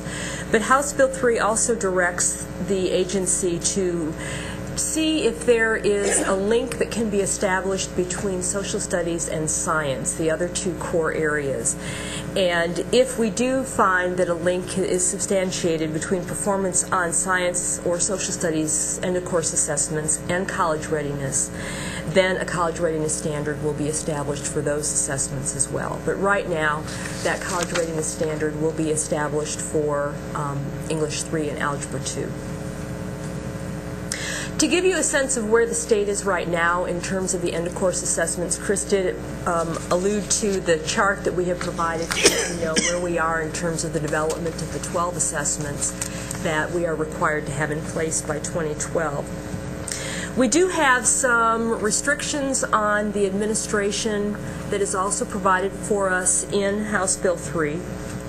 We know that the end-of-course assessments may not be administered earlier than the first full week in May, which of course makes sense. If it's truly to be an end-of-course assessment, we want to provide it as close to the end of the year as possible. But Chris talked also in terms of that 15%. It's required that the score on the assessments must be used for 15% of the student's grade. And so we're working on the transition plan that will determine exactly when the assessments will be administered, as close to the end of the year as possible, but early enough to allow us to get scores back so that the scores can be used as part of the student's grade. The only exception we have to that in law is English 1, 2, and 3, and that is because they will incorporate essays, open-ended responses that need to be scored, and those, of course, take a lot longer than machine-scored multiple-choice assessments. So those can be administered earlier in the spring. In the future, we are planning multiple administrations of the end-of-course assessments to take into consideration, first of all, students who complete courses at different times of the year, And also we have to provide retest opportunities. Currently, for the end-of-course program, we only have one administration in the spring. But we are planning that we'll have a schedule that's similar to the schedule that we follow for the exit level assessments under TAKS, and that is that we'll have spring, fall, and a summer administration for those assessments. We don't have the exact schedule determined yet, but we will have by 2012. In terms of the development of the end-of-course assessments, they will follow the test development process that's posted on our website. As Chris mentioned, any new assessment takes approximately 4 years to develop, and we do have that. We have an abbreviated version of the test development process that's provided to you in this handout. But this process does involve educator committees. We bring in focus groups, advisory groups. We go through item reviews. We go through data reviews. Although we have always included higher ed faculty in our exit level assessments, and we have a process by which we do content validation. In fact, it's occurring, we have some content validation going on today with higher ed faculty that are, I don't remember which of the end-of-course assessments, but it's one of the sciences that we have higher ed faculty we're working with today. But to an even greater extent than we have in the past, we are working in close collaboration with the Higher Ed Coordinating Board. They have provided us with educators, with higher ed faculty that we are including on our item review, our educator review committees, and so we are working much more closely with them, and we will continue to do so as we roll out these end-of-course assessments. Currently, for the operational end-of-course assessments, and right now we do have 7 operational end-of-course. Of the 12 end-of-course assessments, we have 7 that are currently operational. Algebra 1, and again, this is in that chart, and this is more of a test from my own memory. Algebra 1, geometry, all 3 sciences, biology, chemistry, physics. We also have world geography that is operational. We will be field testing Algebra 2 and English 1 this spring, and then as soon as those are field tested, they will become operational the following year. And then English 2, English 3, and U.S. history will be field tested in 11, so that all 12 will be operational for the 11-12 school year when they become the graduation requirement for the incoming 9th grade class. Because although they're operational, they are voluntary right now, and so we don't have a large participation, but as we get closer to the 11-12 school year when these become the graduation requirement, we have seen our participation numbers rising in terms of who is taking these voluntary assessments. But we know right now that we assume about 300,000 students enrolled in any given course, but we only have probably, I think the highest participation we have right now is in the Algebra 1 assessment, but even that is only around 78,000. And so you can see we have much fewer participation than we actually have enrollment, but those numbers have been going up. In an effort to try to encourage districts to participate in the end-of-course program, we are providing them data. Currently, we only have standards set on the Algebra 1 assessment. So we can only tell students who take Algebra 1, that's the only one we can say whether they pass or not, because we have standards set for that. We have not set standards on the other end-of-course assessments because Chris outlined for you the standard setting process. It's more detailed for these end-of-course assessments. So we stopped setting standards on any of the other operational assessments because we knew that we had to follow a different process that was outlined for us in House Bill 3. So we can't tell students, for example, who take the biology end-of-course assessment right now whether they passed or not, because we don't have a passing standard established for it. But what we have been providing, what we started last spring, is provide data files in the summer that give the overall raw score. We can tell the raw score, and we can tell so that they can tell the percent of items that students got correct. And we also provide performance by objective. The assessments are divided into various objectives, and we provide by objective the percent of students that answered a certain number of items correct by objective. So we are giving these summary reports that give overall raw score frequency distributions, objective level raw score frequency distributions, and cumulative raw score frequency distribution to try to get, to provide back some information that can be used at the campus level to determine how well the instruction is going. If, in terms of how are we doing, we've provided you some information pulled from spring of 2009 for the 5 end-of-course assessments that were operational in spring of 2009. We give you some information at the state level in terms of how well students did on those assessments. As I mentioned, Algebra 1 is the only one that has a passing standard, but the passing standard that is established right now in Algebra 1 will have to be reviewed as we go forward, because when the standard was established for Algebra 1, we didn't have the requirement of this link between Algebra 1 and Algebra 2 and college readiness. And so we'll have to go back and relook at the standard that was established, that we currently have established on Algebra 1. And there is every reason to believe the standard will become more rigorous because it will have to be directly linked to Algebra 2, which has to be directly linked to college readiness. And so, given the current standard on the Algebra 1 assessment, we know that the average raw score, the average percent correct is 64% of the items on a 50-item test. We know that the pass rate on Algebra 2 is approximately 58% that take the test, pass the test currently. But we also know that of the group that is taking Algebra 1 right now, 8th grade students are overrepresented in the population that is participating in the voluntary assessment. So that figure of 58% passing is partially due to the fact that we have a lot of 8th grade students that are taking this, and clearly if students are in the 8th grade taking Algebra 1, then these are students that do well in mathematics. And so we know that as we move forward, that's probably a very optimistic figure in terms of the first year of the rollout for that assessment. For geometry, we know that right now the students that take that assessment are getting on average 52% of the items correct. And then you can see as it goes down for biology, about 61% of the items correct, chemistry 56, U.S. history 53% of the items correct. We don't know where the standard will be established on those assessments. That gives you a sense of about how many of the items they're getting correct. Now, as we move forward, also other changes to the current assessment program based on House Bill 3. We know that the end-of-course assessments, of course, we say have to be linked to college readiness. One thing that we haven't mentioned prior to this is that we've been focusing on the end-of-course assessments, but in addition, the 3 through 8 assessment program is also changing in 11-12.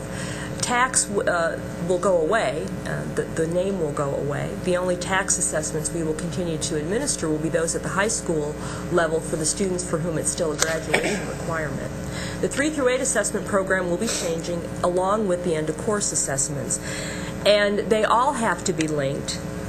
All of the assessments, the slide that we provided for you says the EOC assessments, but this actually applies to 3 through 8 as well, so it's the entire assessment program.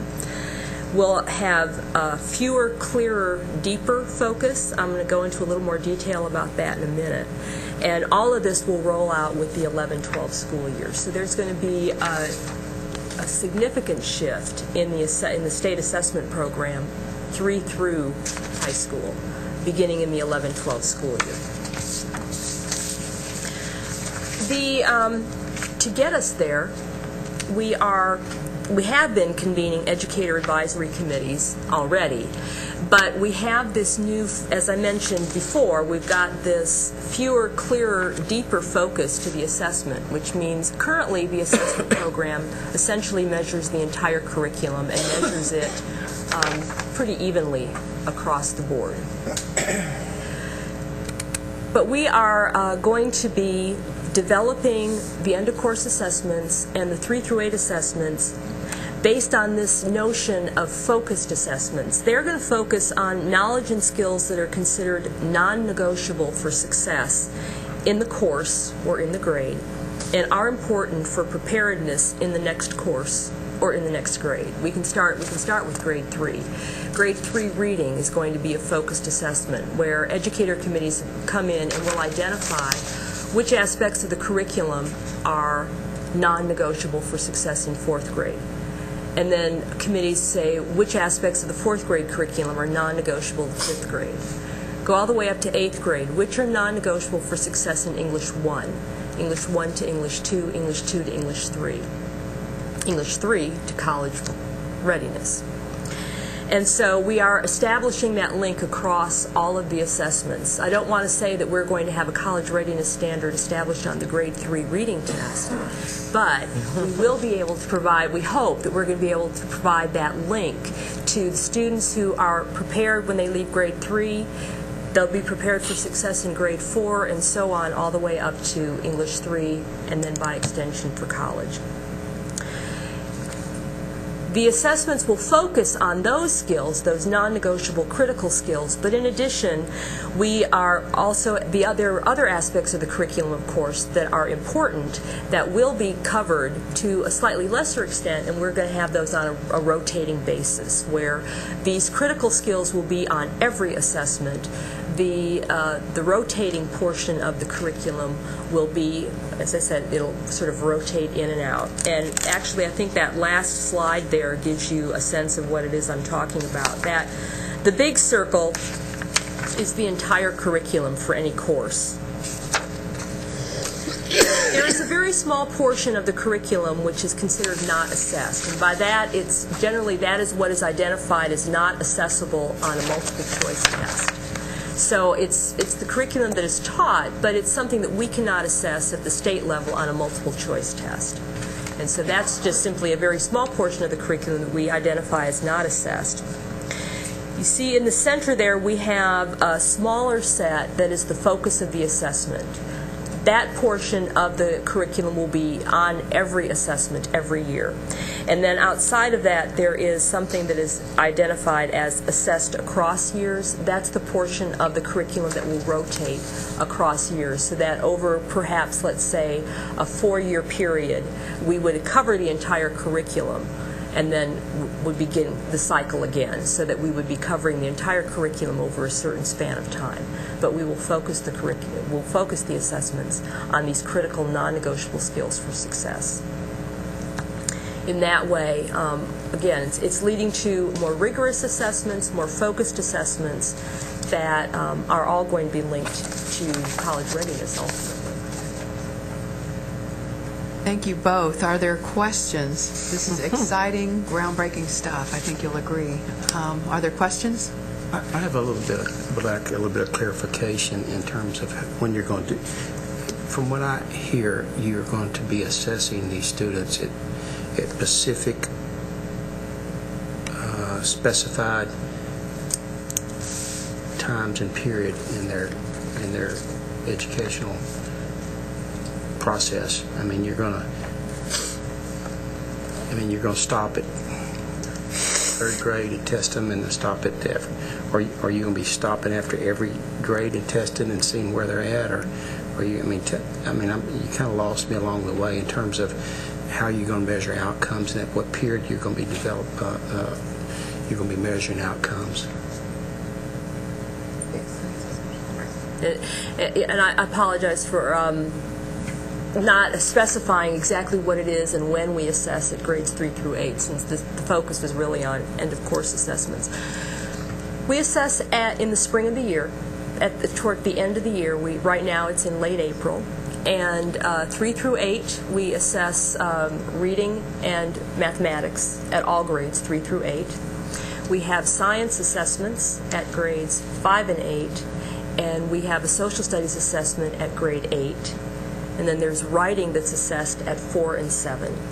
And those are all done toward the end of the year, so that we are getting the assessments at the end of the year. And those grades, those subjects will continue under the new assessment program, that we will be continuing to assess the same grades, the same subjects.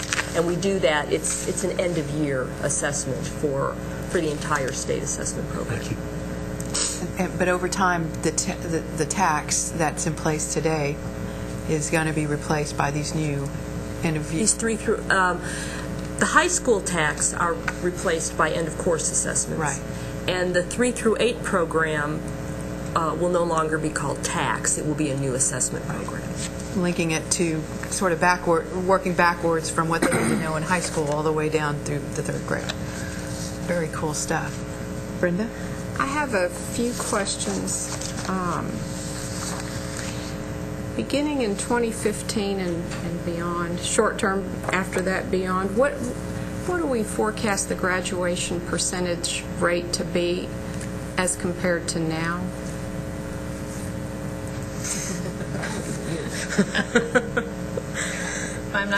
I'm not going to even venture a guess. What we have seen, though, I will tell you, what we have seen in the past, where we've changed assessment programs and replaced it with a more rigorous, that happened between what we call tabs and teams to toss to tax. We have, and now tax to some replacement tax is what, for want of a better word right now. We're trying, actually, hopefully we'll have a name at the beginning of next year, so we won't have to keep saying replacement tax.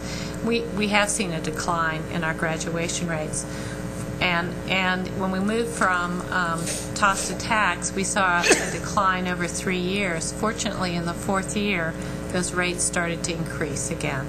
So I think that I have no reason to expect that we're not going to see that happen with the end-of-course program as well.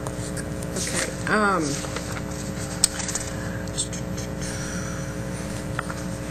If you go to page 4, that last slide in the corner, the last bullet point, the school districts shall provide accelerated instruction to each student. That obviously is a requirement to help the student succeed and to help that graduation rate. What are there goals set for the schools in terms of graduation rates? Who sets those goals? And also, are there, this is a requirement, are there other requirements or incentives tied to funding and non-funding items that are going to help the schools with these graduation rates? And then the tail end of that question is going to be consequences. If those goals aren't met, what are the consequences to the schools? A lot of questions in one big one. But so currently our accountability system for the public schools sets standards in order for a school or a district to be rated academically acceptable, recognized, or exemplary. And the standards, the accountability standards associated with graduation rates, it's actually a combination of students who graduate in 4 years plus the students who continue for a 5th year. Okay. Because we're trying to encourage schools to go out and bring those students back for a 5th year. The standards right now are 75% graduation rate to be acceptable, an 85% graduation rate to be recognized, and a 95% completion rate to be exemplary. But in terms of the system we have now, but in terms of the changes that have come about by this legislation, have there been additional changes that affect the graduation rates, or again the consequences, or the mandates on the schools? We will still be required to use a completion rate or a graduation rate in our next iteration of the state accountability system that includes the tax replacement at 3 through 8 and the end of course, starting with accountability ratings that would be issued in 2013, summer of 2013. In fact, in 2013, we incorporate end of course and the new 3 through 8 program into the accountability system without the college readiness standards being considered. So that's a report only year where we're only looking at proficient results. But then in 2014, we're actually going to have to incorporate not only the proficiency levels of the students, but also the percent of students scoring at the college readiness level. That will also drive whatever labels we end up using in terms of the accountability system. Okay, and as a closing comment, I'd just like to say thank you for being here. I've certainly enjoyed the presentation. We've worked so closely together on these initiatives. I think it is important to hear from you, so thank you. Thank you, Brenda. Are there any other questions or I comments? just have a question, another question, and again, I want to thank you for being here also, because this is great information. This whole system appears to be geared towards producing a higher percentage of students that are college ready, correct? Okay. And we're going to monitor that. We're going to be watching that as this system is implemented. What about those students that go through the system and don't reach that level? What direction are they pointed in? I mean, one of your standards of achievement is you're identifying those students that are college ready. Okay. What about those students that are substandard? They don't meet that standard. We've got to point them in a direction. If we're going to integrate them into a social system where they can be productive citizens, do we have a guideline in terms of where we want to point those students? I mean, we know the ones that are college ready are going to college, but what are we going to do with the rest of them? Well, you know, in a couple places, I kind of substitute the words post-secondary ready for college ready, and I think we have to think a little bit more broadly about that standard in terms of the students who get a technical degree, in terms of those students who go immediately into the workforce. We actually, what we didn't talk about in detail was the standard setting process on the test. And we actually have to externally validate where we draw that passing standard on the test in terms of actually looking at students and their performance on the end of course, and then their performance subsequently in their first year in college. We also require to look at students who go straight into the military and whether they are successful or not, students who go straight into careers and whether they are successful or not. So to some extent, those external validations will determine where we draw those passing standards on the test. I will tell you that and that's going to evolve over time. That's right, and I think the standard setting is going to be very, very difficult. We in the past we've drawn those lines without that external validation, and now we in essence have much less flexibility in terms of where we're going to draw those lines at the test. I mean, I think what we'll have to do obviously is phase in to those standards. We're going to have to talk about a 2-year or a 3-year phase-in into where we want to finally draw those lines. I think we have to give students and schools some time to make a pretty significant change in the rigor of what's being required for all students and all public schools in the state. So I do anticipate a phase, and I also think we're going to have to answer what I think is a very difficult question. I think everyone is so focused on where we're going to draw that line and what does it mean in terms of college ready or post-secondary ready. I think it creates a lot of questions about what we mean by a proficiency level on our test versus, say, post-secondary readiness, whether those are one and the same. If they're not, how does the external validation of these tests draw where we draw that proficient standard, let alone where we draw that post-secondary standard?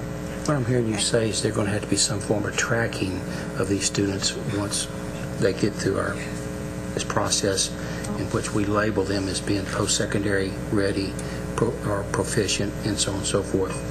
And then that those lines will be dynamic in terms of shifting and changing based on their performance as they go up the ladder. Is that what you're saying? That's correct. I think there's another note to that, and that is they're called the College and Career Readiness Standards for a reason. Sandy Kress chaired a commission called the Commission for College Ready Texas, and through that went around the state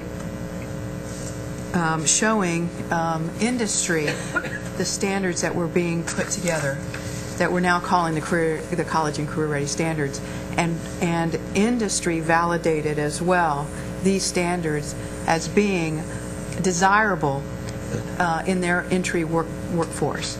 So, by virtue then, we're creating critical thinkers, smart, talented people that then can choose their path and be successful, whether they choose entry right into the military, the workforce, or any kind of post-secondary education. So that in and of itself is pretty encouraging. Yeah, it is. So, Lynn, please. Go ahead. Where you go? You go. I think this level of the proficiency standard, the question of it is really interesting, and it could turn out that, as you think about it, that it might be a really useful tool for us to use in moving people on a continuum. Let's say the proficiency level might need some developmental ed before you go to college. I mean, maybe it won't mean that. Maybe it'll mean college ready, as you said. But perhaps there'll be a proficiency path that we can get people on and make that a tool that doesn't just mean doomed. I like that because, I like the opportunities that are there because I agree that just being college ready isn't the only message for every student. And it would be really nice if this could work out to be pathways and not just labels. Yeah, that's a very good point. I also think that this external validation piece will allow us to be much more clear on what a minimum diploma prepares you for, what a recommended high school diploma, and what a distinguished diploma prepares you for. Very good. I think Debbie had a question. I just have a question for you, Chris, on the graduation requirements where you talk about the AP and the IB tests.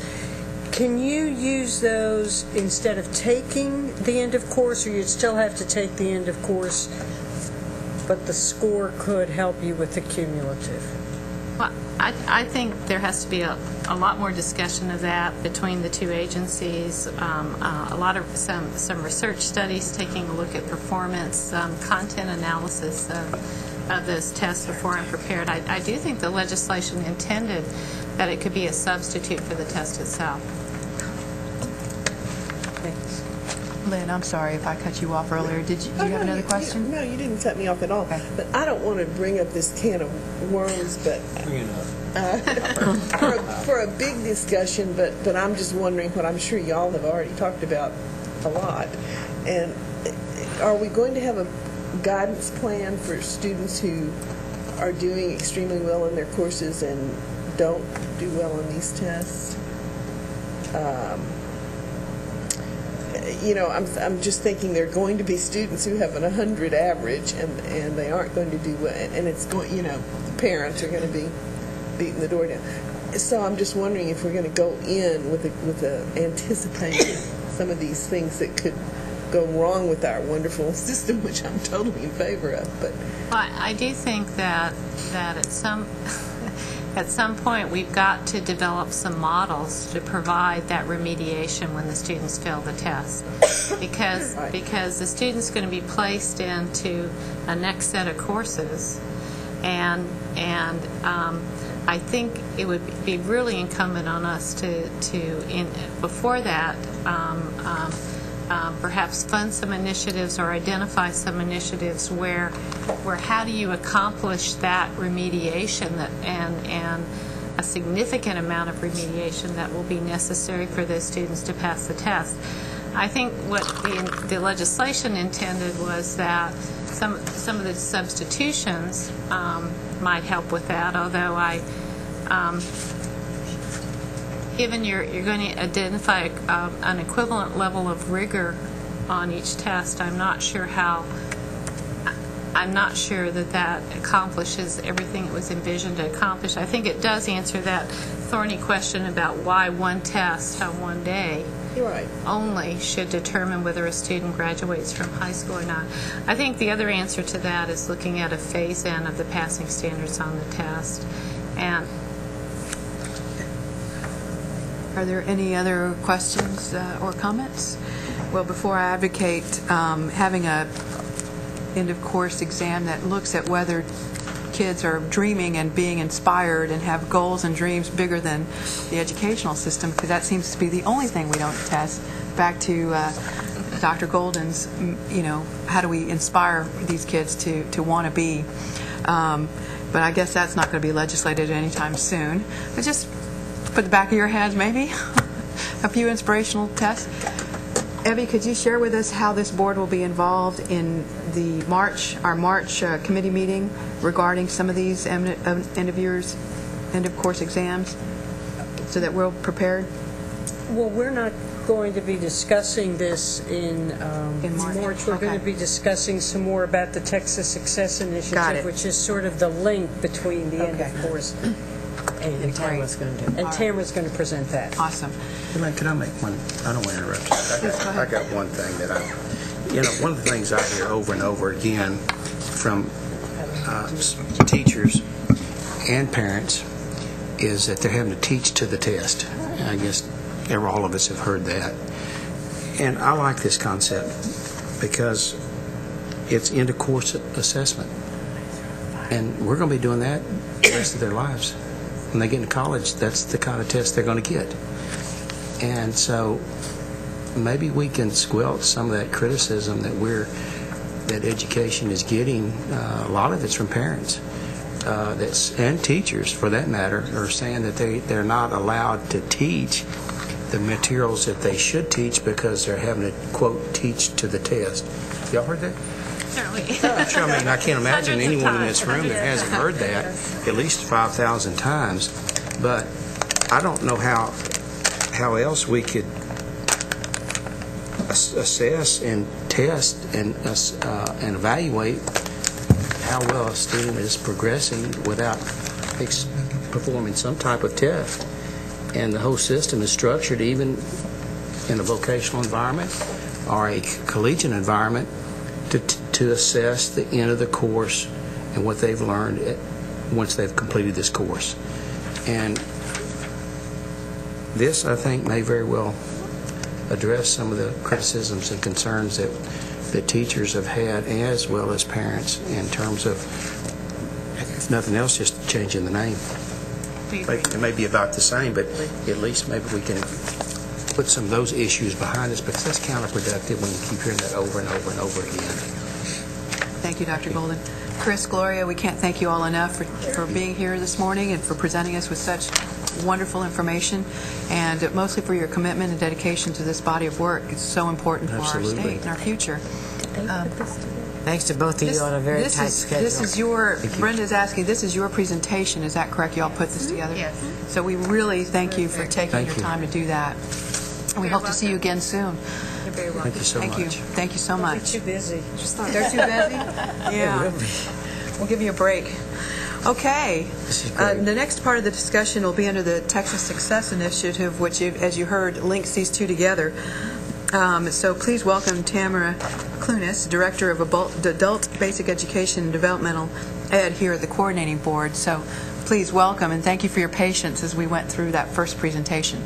No, I think that it's a great, precursor to my comments, because when we talk about the Texas Success Initiative, we're actually right now we're talking about what we're going to do and looking at our policies right now until the end of course exams go into effect, and what's going to happen in those years when we may see a decrease in the graduation rates and a higher need for remediation by our high school students, and then what type of system are we going to have in place when we do see a decrease in the number of high school students that need remediation, and making sure that we have a developmental education system that's going to be in place to serve the other group, the adult, reentering adult learner, adult basic education student.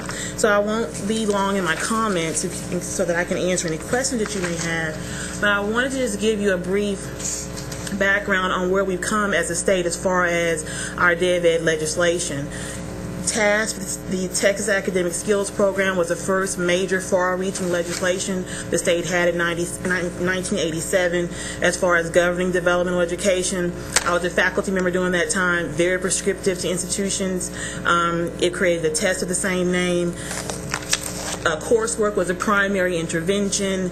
It required an exit test to complete remediation and begin college-level coursework.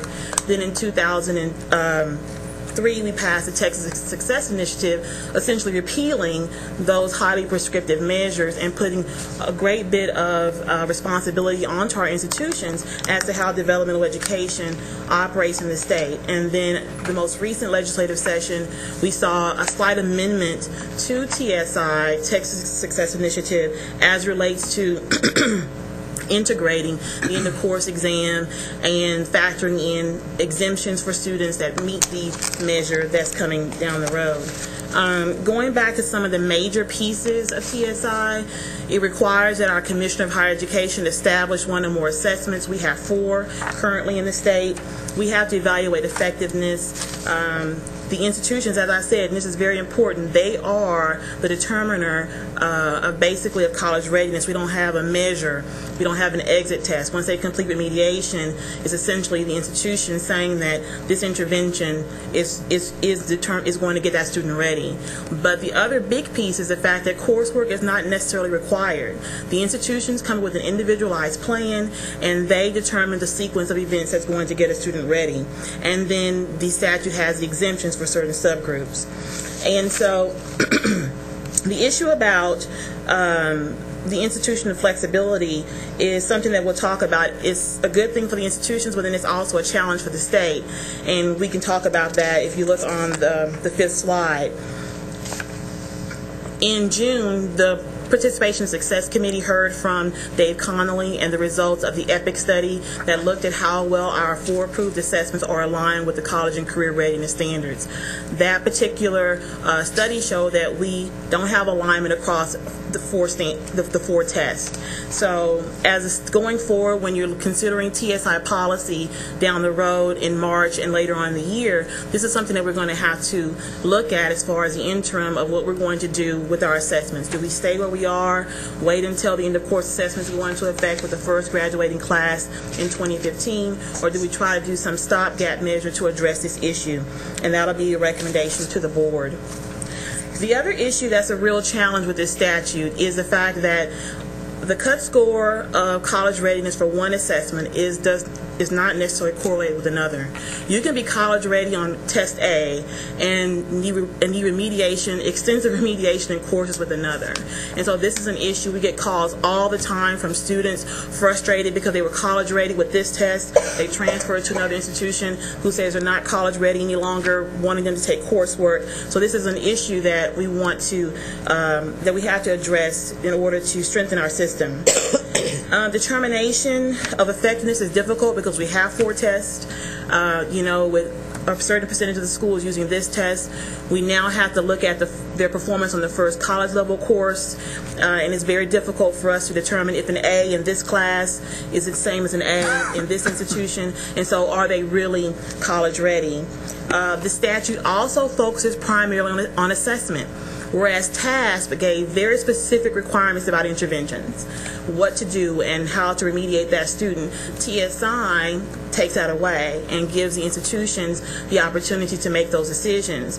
And what we're seeing is there's an absence of consistent use of defensible best practices across all of our institutions as it relates to the types of intervention, the menu of options that they're providing. And then monitoring and compliance is difficult. Institutions are also not necessarily comfortable with making these decisions. We've filled a lot of phone calls from institutions wanting us to give them a determination about a particular student. So those are just some of the broad challenges that we have with the statute. And then considerations for the future. This is just considerations. We have a lot that we want to do as a staff before we bring any formal recommendations to the board, but this is just to get the conversation going about some issues we've seen, and that's this considering a single assessment instrument, particularly based upon the feedback from the Dave Connolly study in EPIC that we don't have one assessment out of the 4 that's fully aligned with the standards that we've set that are highly rigorous, and then looking at how that correlates with the transition to end-of-course tests that TEA spoke about earlier. It's probably one of the core issues that we need to look at. And then also going back to this issue about institutions getting some guidance or looking towards more consistent use or more wide use of defensible best practices at our institutions. Largely, the traditional coursework delivery, the multi-course sequence, is a primary mode of delivery of developmental education around the state. And we are still in the process of analyzing the data from the Developmental Education Program Survey that let us see that largely institutions are still focusing primarily on the multi-course 16-week course sequence for developmental education. We hope to have that analysis completed so that the board can have a really good view and perspective on exactly what's happening at each of our institutions. And so I can answer any questions you may have about TSI in general at this time. Thank you so much, Tamara. Are there any questions? I have a comment. We had a particularly troubling example of how the different instruments we use for measuring college readiness can be very damaging to students. When we met with superintendents this past summer, one of the superintendents cited an example of a student who had been admitted to Texas A&M and I think had been a student there for a year and had done well.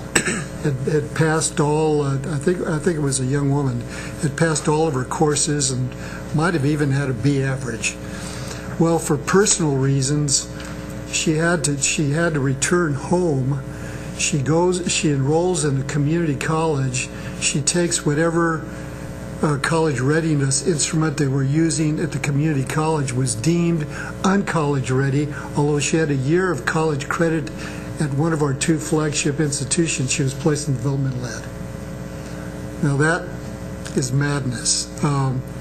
Why can't we fix this by recommending that there be some adjustment to policy and say that once a student is deemed college ready at a particular institution, then that college readiness judgment applies subsequently to whatever public institution the student might transfer?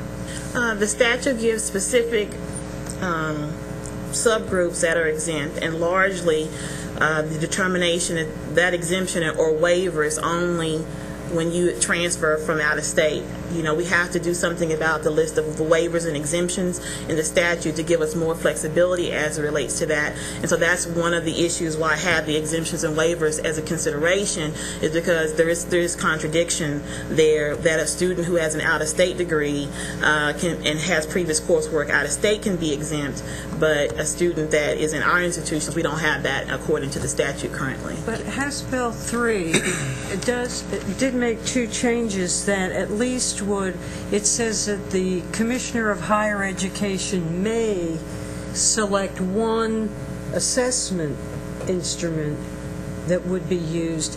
And that's important because what you're talking about happens to students all the time when they go to an institution where a compass is required, then they go to another one that requires Accuplacer.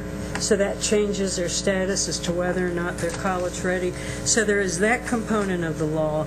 And then there's also another one that's going to change things for high school students, because it does say that if you attain college readiness on the end of course tests, that institutions may not retest you. Well, I think we ought to work on that legislation, because it used to be that if you had passed a certain number of hours with a certain grade level, that you did not take a placement test at your subsequent institutions, which makes sense. Excuse me, the first symposium that I went to, whenever I first came on the coordinating board, the number one thing that all the participants, the institutions wanted, was one test. They were like people at a rock concert. They were all standing up going, one test. That's really what they want. And so it would solve so many problems if you may do it. I certainly hope that you will. I think they've learned they want one test, because originally they wanted multiple tests. Oh, really? And so they've realized that it wasn't the solution that they thought it would be, and that they really had the best solution to begin with. Well, and what our plan is, was to, as Tamara mentioned, we have a DEP survey that just came back, a developmental ed survey, and if I can commend, I don't see Isaac Ortega here, we got a 96% return rate. Wow. And I think that's because he put, I don't know what he threatened them with, but we got 96%. Well, you'll end up with 100% because we talked to the two institutions that were We're actually missing. down to 99.9. He was very, very persistent, but that provides a wealth of data. So what we wanted to do was come back at the next meeting and share the results of that with you. And then, based on that, based on our meetings with the field, we'd like to come to the March and April. July meeting with legislative recommendations that we would make in the area, proposals to you for adoption. I would like to say that over the past year, I've met with institutions about the one test, multiple test, now the call for one test again. And a lot of it had to do, according to these numerous meetings that I attended, was the fact that the THEA test, or TASP at the time, was only paper and pencil. And our community colleges are on demand. It's very possible for you to go to an institution, go through the entire process of enrollment, admission, testing in one day. And that paper and pencil test had to be sent out for testing, and the scores would come in. So I do think that was a factor in influencing the switch, but there definitely were others. And then, Commissioner, we do have there might be some wiggle room in that revision from 2009 from the last session, that if you wanted to adopt the uniform standard, you could, but we also would want to address the exemption issues. Well, I will look forward to getting a recommendation from you all as quickly as possible. This is a serious problem that isn't that hard to fix. Well, I do think, though, that considerations for the future, Tamara, your first bullet, we cannot undo everything we've tried to do by misaligning these tests. So this is going to be critical that all of this is aligned and is seamless and it makes sense, so that we don't frustrate the pipeline in the beginning, the faculty members or the teachers nor the students when we put this into place, whatever we do. And just for everybody's knowledge, I'd like to know the last rock concert Lynn went to. Might have been a year ago. How long ago do you think it was? That's what I'm curious about. Tamara, thank you so much for your great work. Giving us this view from grade 3 all the way through to college readiness and into entry into the higher education institutions was invaluable to help us connect all these dots. And you guys working together with TEA is so, this is really great stuff. Then having you lead us through this assessment point to make sure we have a common definition of college readiness is really great too. So thank you all for your work. Really appreciate it. Quick comment. Please, Lynn. If we do come up with one instrument, I hope that it can be a more interpretive instrument than what we've had in the past, so that we can refine it all coming together to refine the placement into development. It's interesting that you mentioned that. I've been in conversations with the people who developed the AccuPlacer for 2 years, saying that it needs a much stronger diagnostic capability, so we can actually tell what students need to get college ready. And they've revised the ETS, as the Educational Testing Service, has revised the AccuPlacer. It's ready for testing right after the first of the year, and I've offered Texas as a place to do the testing. Great. Awesome. Good news. So, I thought you were going to say I've offered for all of us to take it. no. I'd rather go to a rock concert. Exactly. I'm going to go with Lynn at whatever. Okay, that's wonderful. The diagnostic piece to also tell whether it's a student or the standard or the curriculum. That would be good. Yeah. Okay, any other comments or questions? Good job. I'm the next item, so I'll just... Okay, what I need to ask real quick before we go into the next item, I want to make sure we have quorum. Until what time we have quorum? We've got some voting items coming up, and I want to make sure we're not losing anybody. And we also have to stick in lunch somewhere. So is everybody okay with the time today? Okay? All right, great. Tamara, please, take it away.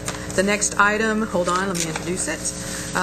It's consideration of adopting the staff recommendation for a request of applications regarding developmental education demonstration projects for four-year colleges and universities, FY 2010-2011. Tamara, of course, Director of Adult-Based Education, Developmental Education, will present this item.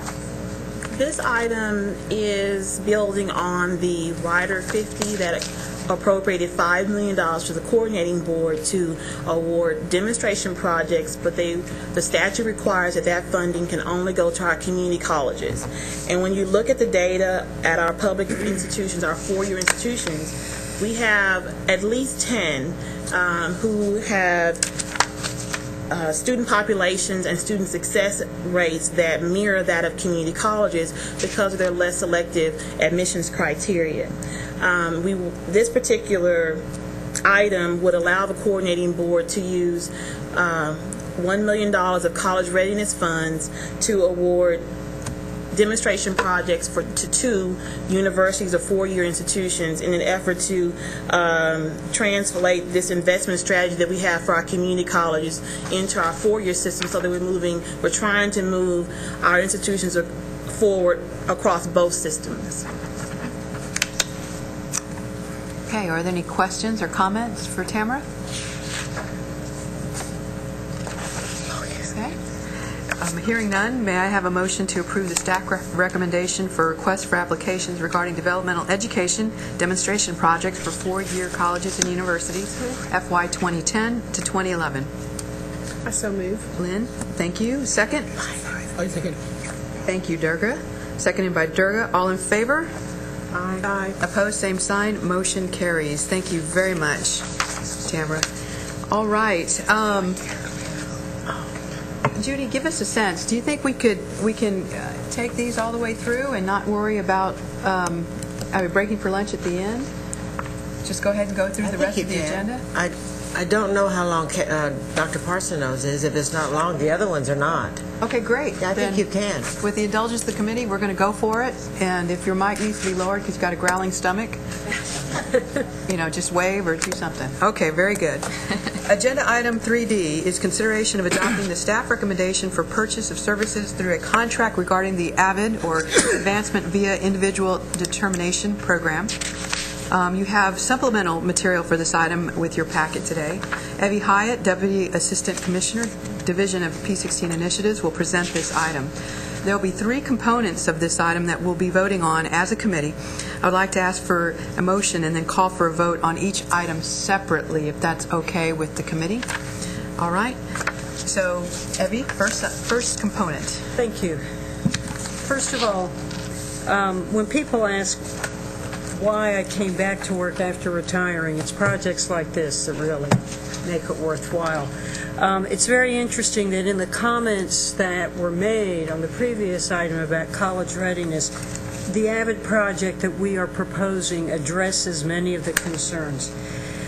First of all, as was pointed out, AVID stands for Advancement Through Individual Initiative, and this is really what it is, what I believe we were talking about with increasing student motivation and commitment to learning. Also, there's a strong mentorship component, so a lot of the issues that were brought up are addressed in the AVID program. I think you all know that AVID is a program that has been very successful in increasing college readiness among students in that second tier, I can't remember if it's the second quartile or it's the third one, depending upon where you start. I think they started. Second and third. Yeah. The project is a very extensive model, and it's a very comprehensive model. It focuses in both on a specific course. And I'm talking about the high school program now. There's a specific AVID course. There's tutoring for students. There's mentoring. There is a real long-term commitment to the student. Students are getting calls and encouragement to apply. They're getting information about financial aid and what it's like to be in college. What we're doing with this project is we're taking the model and we are developing a post-secondary pilot that we can use. And I think it's a credit to where Texas is that Avid came to us with this proposal, that they would like to do something. They are stating that by working with us to help them develop the model, they will back off from the development of any other Avid programs at the post-secondary level to make certain that they have something to buy research they know is going to help students. The model is going to start off with a freshman year activity, a freshman year seminar, and will continue in later years with less intensive services. However, any institution that decides they want to participate in this project with us is going to be making a 4-year commitment. Besides the full-time freshman experience, they will have to follow a cohort of services beyond their freshman year. They'll have to establish an Avid Center for students. They'll have to have tutors for them. We are anticipating, and this is for you, David, we're anticipating that with both the intensive and the less intensive, that we'll be serving approximately 10,000 students by the end of the 4-year period. The pilot will take place in 10 to 12 institutions. They have not been selected yet. I hope you all remember this is our planning year, but those institutions will be selected by the April meeting, and they will be expected to go to training in the summertime, the week-long training that Avid has. And Avid is creating this training specifically for the post-secondary Texas participants. We are asking for 3 votes on this. The first one would be on approval of the 4-year program. It's important for both the coordinating board and Avid to know that there is commitment on the part of the board to taking this project out through the whole 4 years. The second vote will be on funding for the first 2 years of the program. I think you all know that we're not allowed to commit funds for the next biennium. So this is just to fund the first 2 years, with the second 2 years in abeyance based on evaluations of the project and legislative recommendation and legislative appropriation. And then the third motion will be on funding for the institutions. Any institution that is asked to participate in this program, and they will have to apply, but any institution will have a significant commitment that they have to make themselves. And what we are offering to do is for the first 2 years of that commitment, and it's about a $40,000 commitment on the part of each institution, we would pay for half of that. So the institution would pay $20,000 and we would pay $20,000. Why?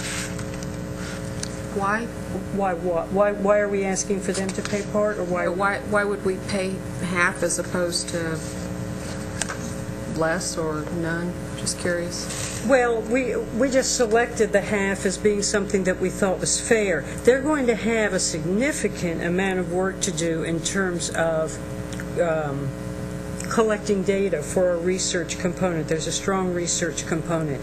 We believe that the institutions themselves have to have a financial commitment to the project, well, in order to show their commitment, that it's a joint commitment on the part of both the coordinating board and the institutions.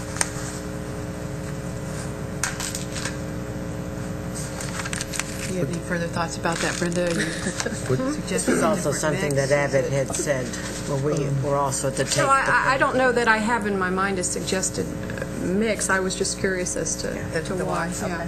Right. The reason we do things this way is you know, it's very difficult to get institutions to make dramatic change on their own. So it's common practice to help seed fund a project, to help get it off the ground. Then the institution begins to appreciate the value of the program, and then they fund it with their own resources. But they typically won't take a chance unless you provide some assistance.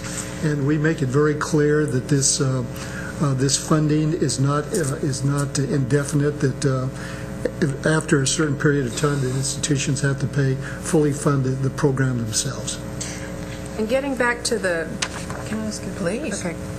Getting back to the 1 and 2, approval of a 4-year program, but the second vote would be funding for the first 2 years, and I understand funding by biennium and all that, but is it in our budget now to fund the 4 years, or is it in our budget now the 2 years, and then we have to go back, and then we're going back to the legislature to get funding for years 3 and 4? Or is all 4 years of funding now, and if we encumber the money, we will be able to apply it to another biennium? Or?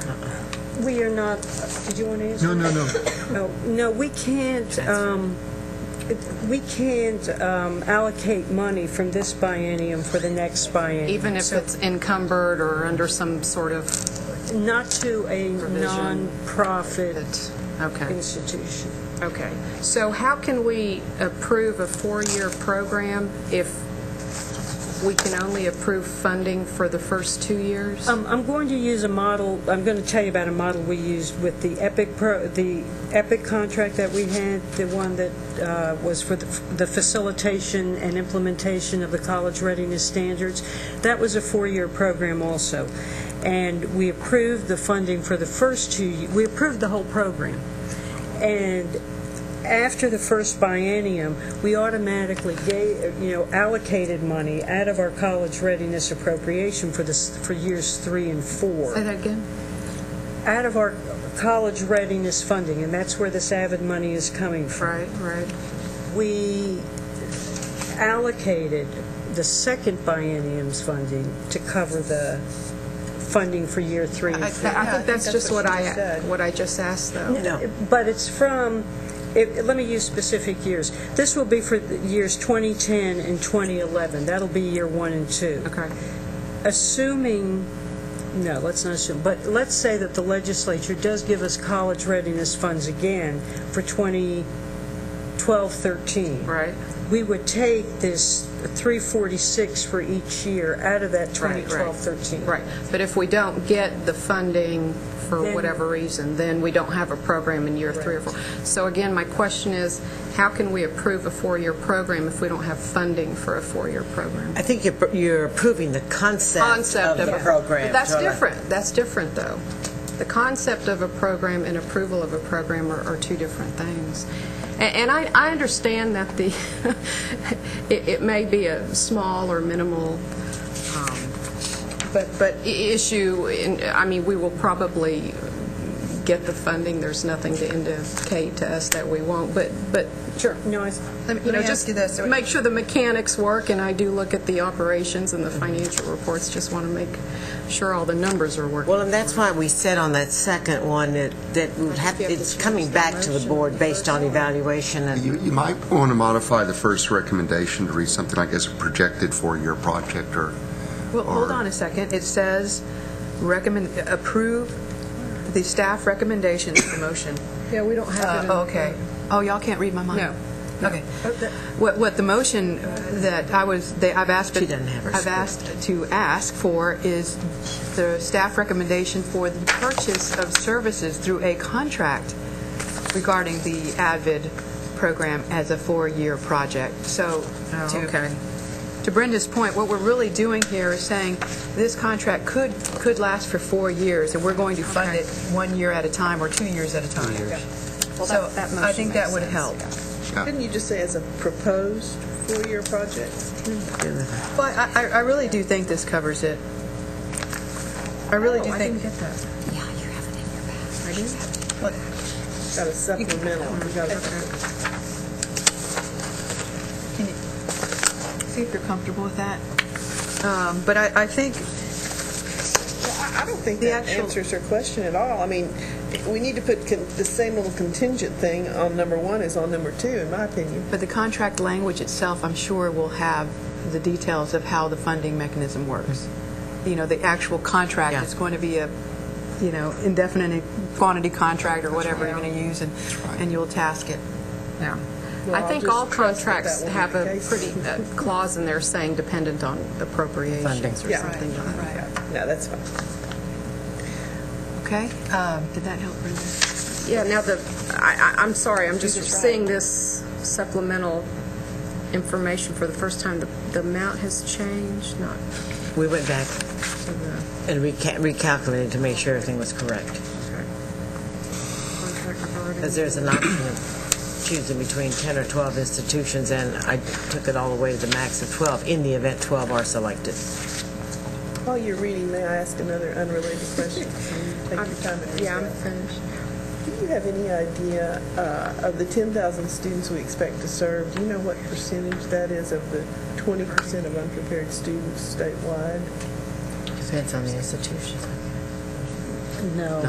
No, it's not an institution thing, it's a statewide number. Yeah, yes. You understand the question? Yes. I'm asking. Oh, yeah. Will you find that out? I will. Sure. Okay, because I think that would be very Well, I have to helpful say that would hit information. me from, What? that hit me from, I have no answer on that. Well, I mean, I could probably try to figure it out on that chart, but I just don't want to. We can do that for you and send it out so you have it in response to this question. Saying the same thing. Part of it will depend upon which institutions you select, because some institutions will have a disproportionate number of I'm talking about underprepared students. statewide. We got that Yeah. neat little chart that had the statewide numbers. Right. So what I'm saying is, if the 10 or 12 selected, they could have a larger share, then that might, But those overall, numbers we're might gonna- suggest. So overall, we're going to serve 10,000 Yeah. students. That's And the so point. what, I don't care 10,000 about of- any of the individuals, it's just what percentage is 10,000, if we end up having 10,000, of that 20% of underprepared students. Okay, I got it. Got it?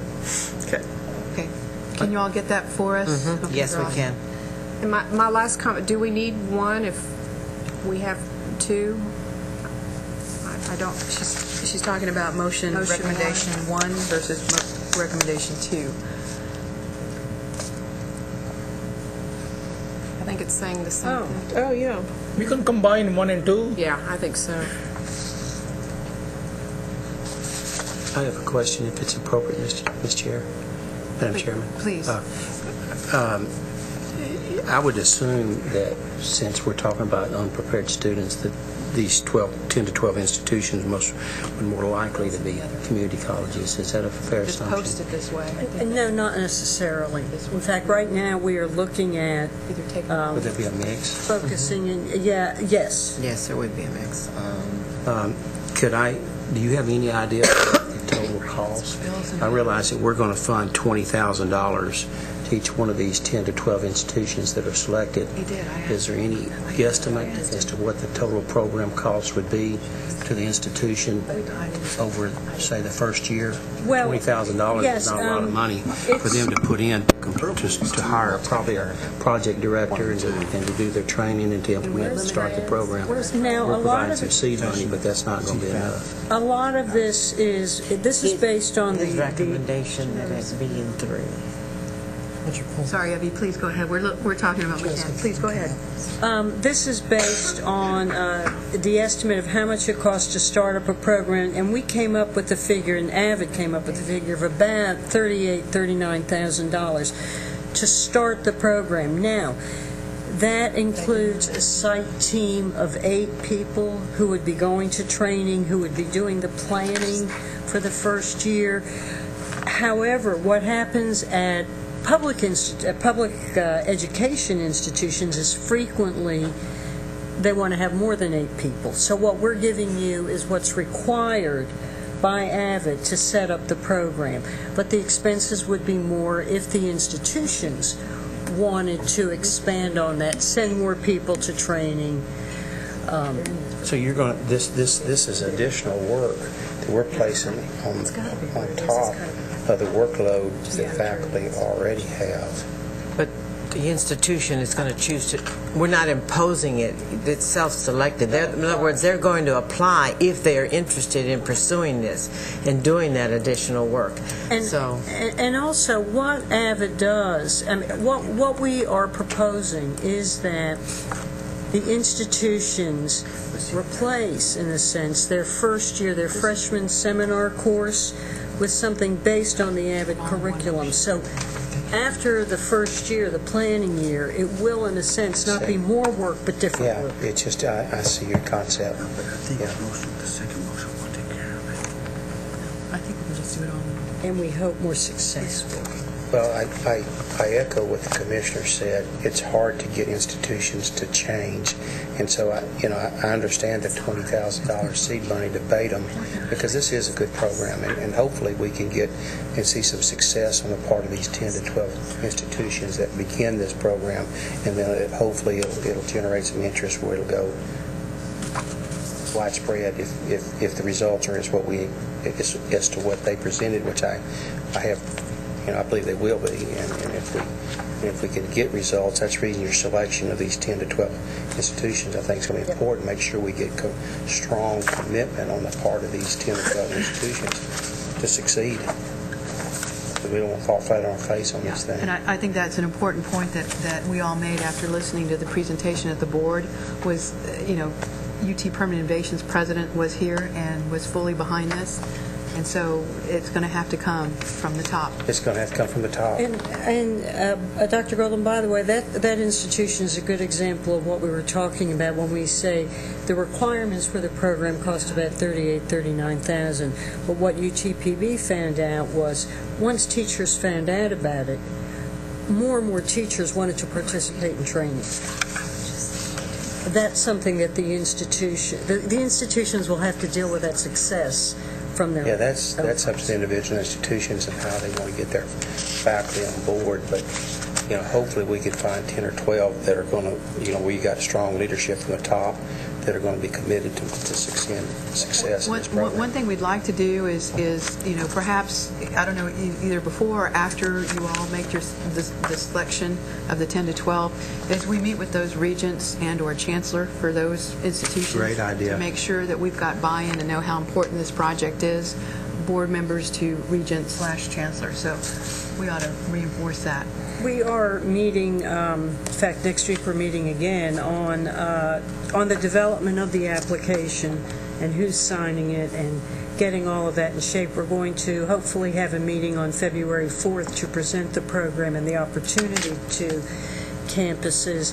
And as a by the way, the presentation you all saw at the last board meeting from AVID has been, put on something so that it can be streamed down so campuses will be able to view that presentation even before they come to the meeting so that they'll have an idea of what they would be expected to do. Great. Super. I think what we'll do is, if it's okay with the committee, is take all three recommendations in one motion. Recommendation number 1 really sets forth, I think, to the institutions that they're going to be in this sucker for 4 years, so they better be ready. And then 2 sets out that we're going to fund it for the first 2 years, hopefully fund the next. And of course, 3 is the specifics on the amount. So if that's okay with the committee, may I have a motion for all 3 recommendations? Madam Chair, I so move. Second. Okay. And these recommendations, if I may just articulate, they are on the supplemental agenda item recommendations as stipulated there. Okay? I have a motion. Thank you, Dennis. A second by Brenda. All in favor? Aye. Aye. Opposed, same sign. Motion carries. Thank you all very much. Appreciate that.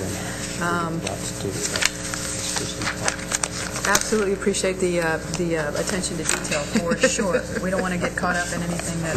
Madam Chairman, we need to be mindful that Brenda is the numbers person, so whenever she says something, the rest of us need to just kind of back up a little bit, let her ask the questions, okay? Totally. I want the board to completely understand I'm not a numbers person. Okay. So I yield to her expertise. Thank you. Yeah, well, just wait. We're all going to get a bill later. That's the problem. Okay. Agenda item number 3E is consideration of adopting the staff recommendation to award a second contract under a previously authorized request for application for a college and career readiness initiatives educator preparation site. Susan Barnes, a Senior Director of Educator Quality, will present this item. Ms. Barnes, thank you for being here. I'm sorry that title is such a mouthful, but in truth, all of the preparation you had today, I think, is wonderful to help you understand what this project is. There's so many things going on, and this project is a demonstration project to infuse much of what we've learned in the College Readiness Initiative into the educator preparation programs. In March, you authorized an RFP, and we held a competition using funds from the last biennium. An award was made to Texas A&M University, and they are in the process now. Their contract was signed in August of this year, and they are initiating a first demonstration site. The RFP, as we published it, would have allowed a second demonstration site, but at the time that the competition was held, of course, we were using funding from the last biennium. With the new biennium, new funds have become available, and the staff is recommending that out of that competition you allow us to award the second place proposal, which is at Stephen F. Austin University.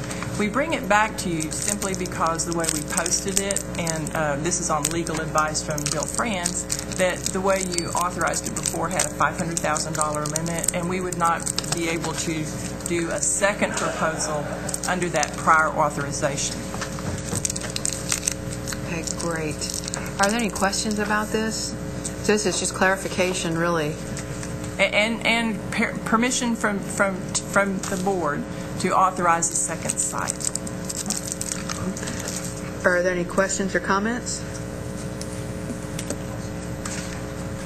Do we have any data so far on the Texas A&M pilot project? Their contract was just issued in August. You said that. Okay, great. Okay, great. Any further questions, Lynn? Quick question, Susan. If you liked their project a lot better, will you make some suggestions to Stephen F. Austin to change theirs, or is it just a whole different? They were actually two different proposals. They have slightly different philosophies at those two universities. Both sites will be developing tools that we will be able to disseminate to other preparation programs across the state. It's great. I think great to have the comparison. Correct. And we will in fact work with the two universities. We've already talked with Stephen F. Austin about adjusting some of their proposals so that we have those two working in concert. Okay, well, that's great. Wonderful. Okay, if there's not any more questions, may I have a motion to approve the staff recommendation to award a second contract under a previously authorized request for application for a college and career readiness initiative educator preparation site? So moved. Lynn, thank you. Second? Turka, thank you. First and second have been made. All in favor, aye. Aye. Opposed, same sign. Motion carries. Great, wonderful, thank you. Agenda item 3F is consideration of adopting the staff recommendation related to the third report on the timely graduation incentive pilot project. Dr. Catherine Parsonault, I should know this. Parsonault. I should know that. I answered almost anything. Senior education specialist is available to answer questions. And you have somebody with you, so. Yes, my staff colleague Lucy Bloor, also in the AAR division, who worked with me to produce this third iteration of this report. This is a report that we're required to provide to the legislature based on a pilot project that Senator Zaffirini sponsored in 2005. The project began in 2006. It is essentially a project for a student to request of a governing board to enter into a contract with an institution for timely graduation.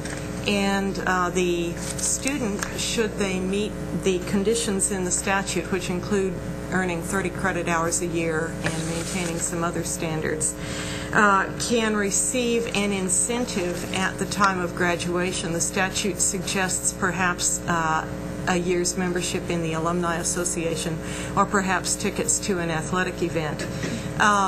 Transfer, or the transfer of credit into the student's degree program, would void the contract, because obviously one institution can't contract to provide services expecting another institution to honor that contract. This is the third such report. The project began in 2006. Reports are due on December 31st, which is right in the middle of an academic year. Freshmen at any time during their freshman year can request a contract, so we're always a semester behind in what we report. And what we have for you today are figures that are complete for the 2008-2009 academic year and preliminary figures for the first term, or as much of it as we could get a report on, for fall 2009. Last year, there were 1,917 new freshmen who contracted through programs at 4 universities and 1 community college. This year, at the halfway mark of the year, we have reported to us 1,916 students, almost exactly the same number, from the 4 institutions that have some enrollment in the or contract in the program. During the fall semester, 1 institution identifies students who would be invited into this pilot project in the fall, and then invites them and finalizes the contract in the spring. So it looks as if we're going to have an increase this year in the number of students participating. If an institution fails in its responsibility to offer courses on a schedule that accords with the student's contract, there are solutions that the institution is required by the statute to apply, including waiving the requirement or allowing another course to substitute for the required course, or picking up the tab for the student to take a course when it's available.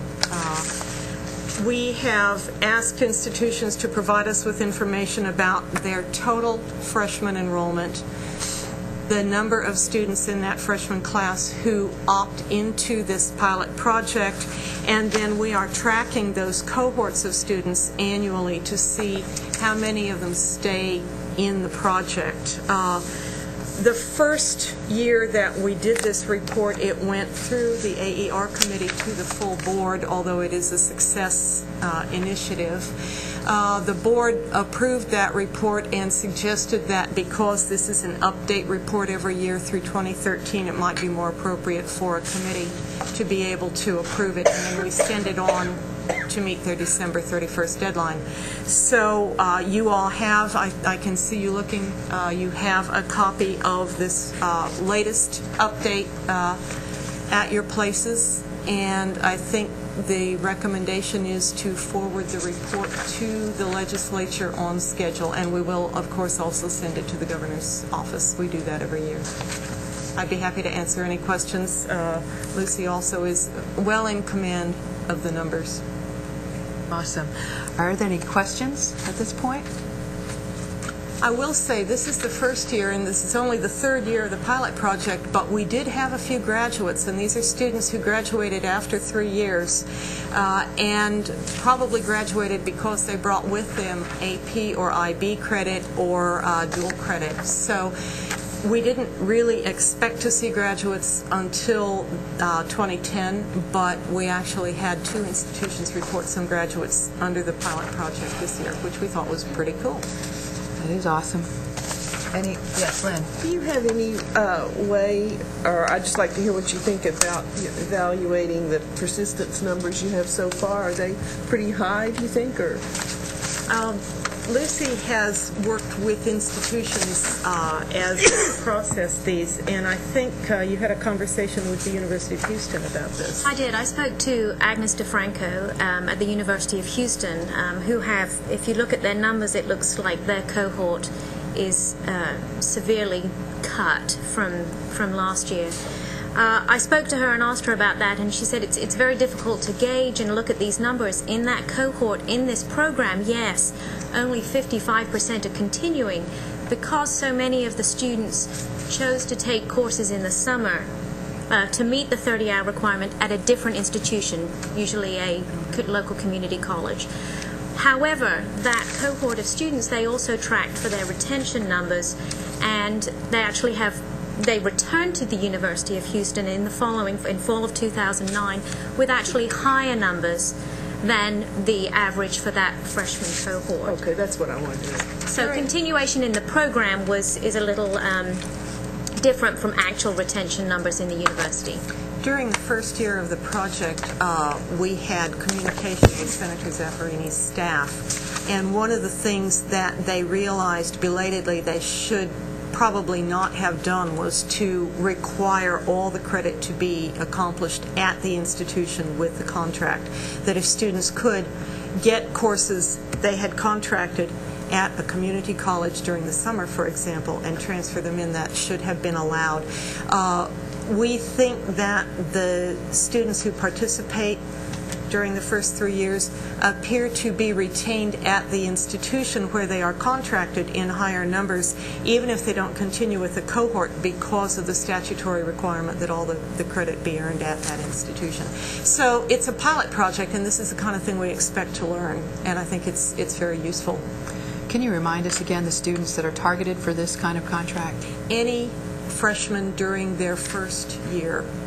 And it would need to be a full-time student, because part of the contract is that they have to agree to earn a minimum of 30 credit hours per year for the duration of the contract. All right. Are there any further questions? If not, may I have a motion to adopt the staff recommendation relating to the third report on the Timely Graduation Incentive Pilot Project? So moved. Thank you, Lynn. Second? Is there a second? Second. Thank you, Dr. Golden. All right. Any other further comments or questions? All in favor? Aye. Opposed, same sign. Motion carries. Thank you very much. Thank you so much. Appreciate your attention. Agenda item 3G is consideration of adopting the staff recommendation to utilize the College Access Challenge Grant scholarship funds. Dr. Laredo?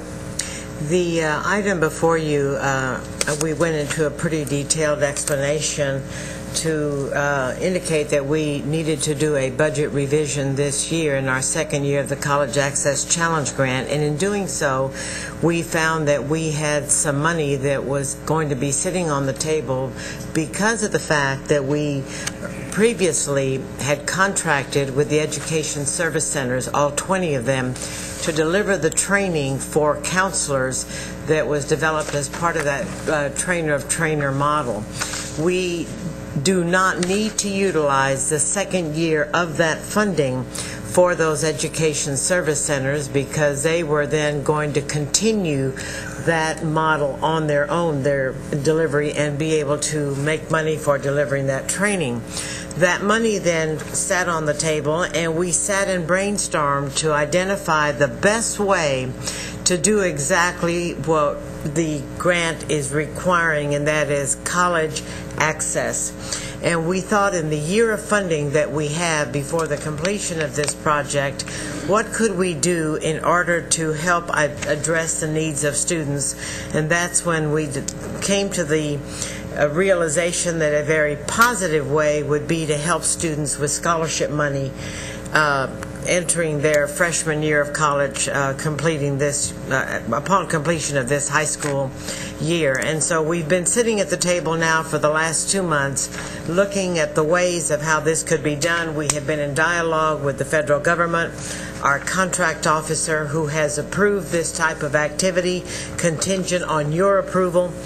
And then to see how we would be able to distribute these funds according to the federal statute, which is based on need only. Met with Dr. Gardner, met with the commissioner, met with Dr. Alonso, and so we are coming to you to get permission to utilize $1.5 million. It was 1.2 of the grant. The remaining money was the indirect cost, which we had to reapportion because you cannot charge indirect cost on scholarship. And so we would be contracting with the foundation for the disbursement of these funds.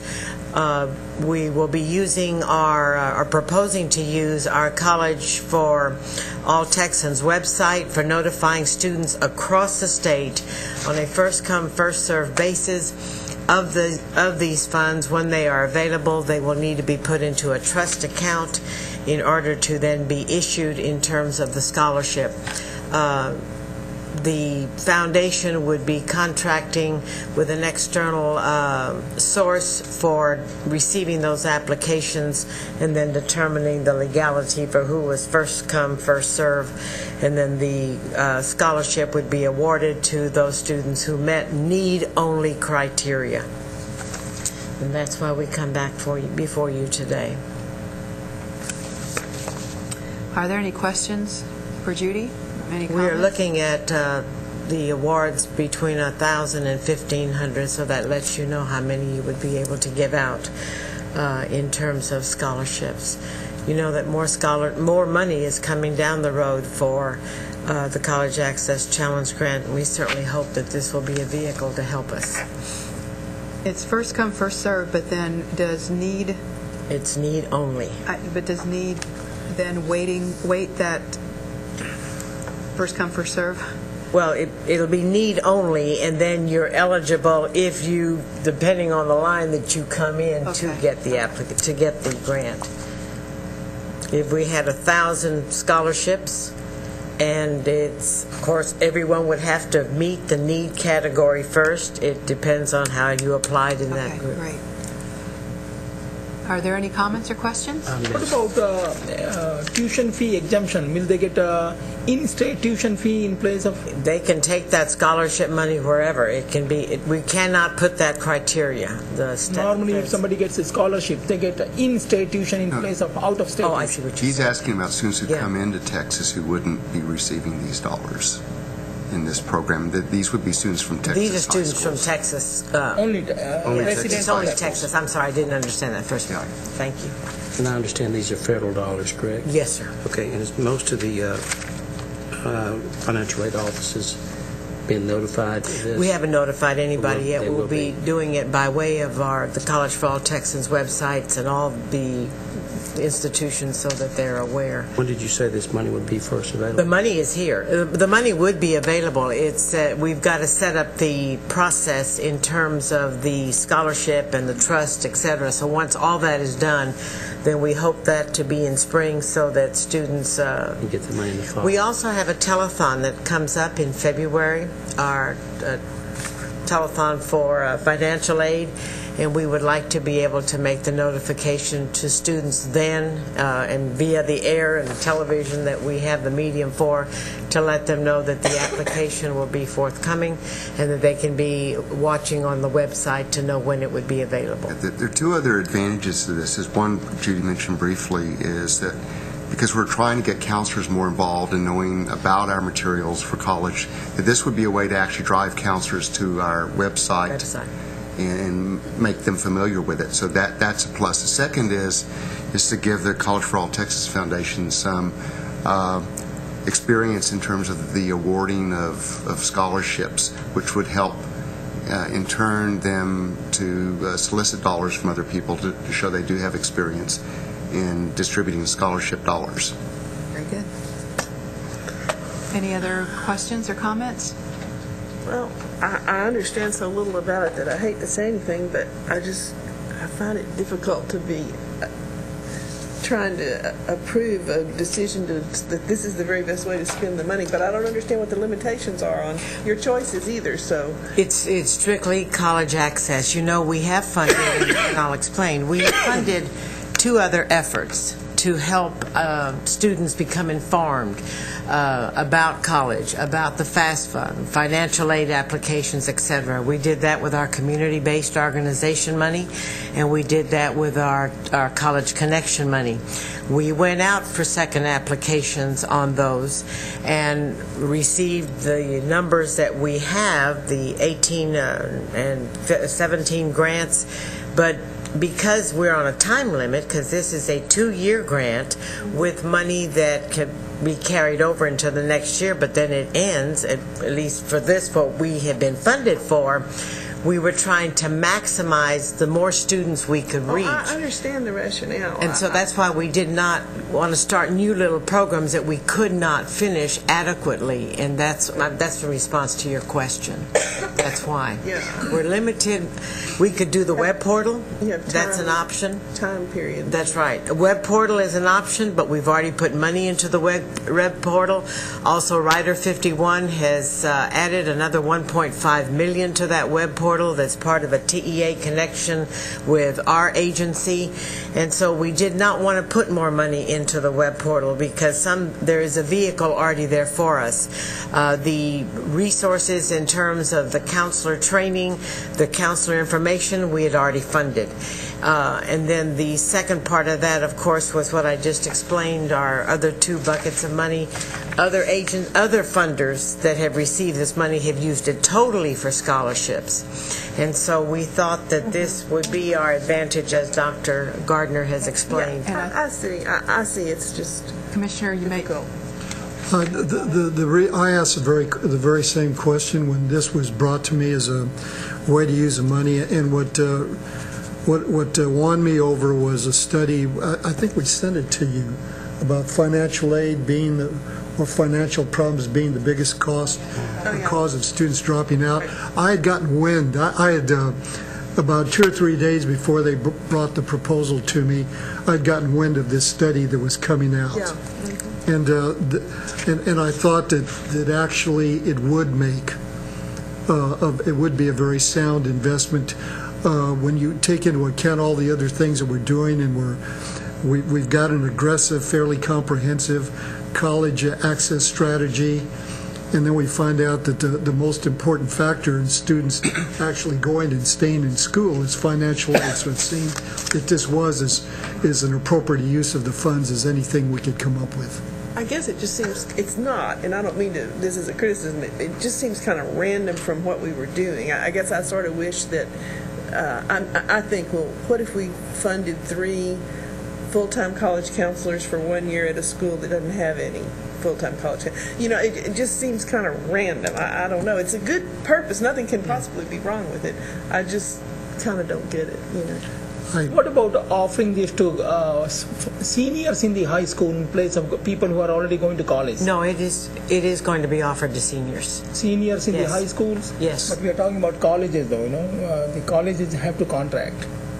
No, but they may have students that are applying, and so that doesn't stop them from notifying students that this money may be coming available. This would be something that a student applies for through their high school, and then they take the scholarship wherever they're going to college. And one of the realities of this is they can take it wherever they want to go to school. So if they stay in state, the dollars stay in. It can go out. The feds require that if they go out of state, that it go follow them. Is it available to students that are already in college, or is it strictly for seniors? No, seniors. Okay, the study I think the commissioner is referring to is students that are in college that have difficulty staying in college and they drop out because of financial reasons. Is that correct, Commissioner? That's correct. I agree with what you're saying, but this issue is not going to address that particular problem because it's going to be awarded to seniors coming out of high school that are not even in college. In 2000, of course, it may indirectly have an impact after they get in. That's what I meant. Yeah. In 2000, I believe it was, when the board had commissioned a study related to our closing the gaps and what people needed to know about, whether people needed to know more about why it's important to go to college. What they found in that study was most parents believed it was important for their students to go to college, but that they couldn't afford it. And so the focus of the campaign became resources, and resources being available. So it is the case that there are individuals who believe they can't go to begin with simply because they don't have the money. And this amount of money goes a long way at a community college, especially. If they go to a university, it can still be, the student would, either one, the student would still be eligible for Pell Grants. And it would, when you stack these together, it becomes a very important economic resource for the individual student. How much are these associated administrative costs going to be? It depends on the number of applicants, but it's somewhere between $50,000 and $80,000, and that can come directly from the money that's in the trust. Washington has already approved that for the administration, and because when you start processing these applications, you could get 5,000 or 6,000 of them. So the College for All Texans Foundation is going to have to hire somebody? No. They would be contracting with the agency who would do all that work. And then they would pay the fee. There are some concerns that are in this kind of business already that they can get up and running immediately. Yeah. So it's they do it all the time. So we're basically acting as a clearinghouse for these funds. We're just going to we're going to get the funds, and then the first come, first serve, that's how they're rewarded, and our involvement is strictly as the vehicle in which these funds will be distributed, correct? Well, clearinghouse, but we're making the decision on how to use them. On how to use them. That's correct. Yeah, we're making but once we make that decision, it appears that we are going to make it in terms of scholarships, then our function will be strictly to distribute the funds. It'll be in a trust. So first come, first serve. That's right. So it should be fairly straightforward to how this money's getting spent, once we decide that's what we're going to do with it.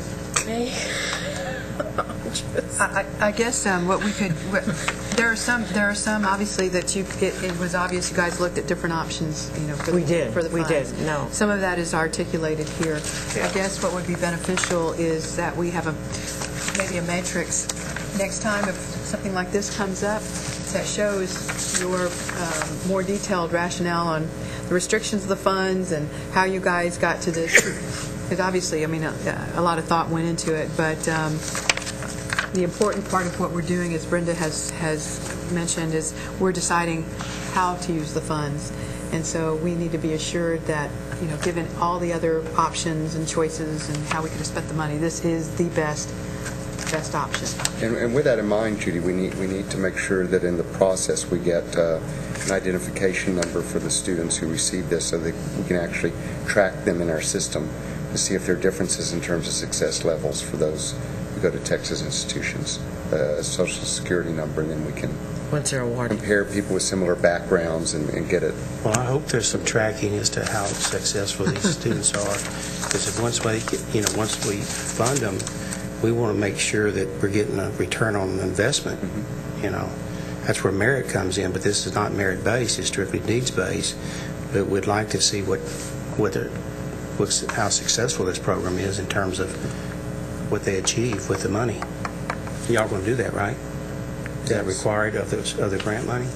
Is that a requirement? Is to track? No, it's not a requirement, but we will set up a way so we'll know who the students are. Do we have the systems in place to allow us to do that? So long as we get a Social Security number and they stay in Texas, we can track their success in Texas. We have a grant from Gates where we're matching with the National Student Clearinghouse, and it's feasible if they leave the state, we can get a match from that as well. I can't guarantee that one. But we will be able to know whether they went out of state or not. And I know I'm standing between us and lunch, okay? But, Commissioner, remind me, because I know you sent us the study last week or so, and I've read so many things between then and now. That talked about why the students drop out. Part of it was financial aid, part of it was having to work. Right. Okay. Did they in the study, I look at students now as opposed to way back when I was a student, and it seems like the expenditure levels are greater for students now. For instance, cars. If I had to guess, do more students now own cars and car insurance and phones and cell phones and computers? The discretionary purchases may be different today than they were years ago.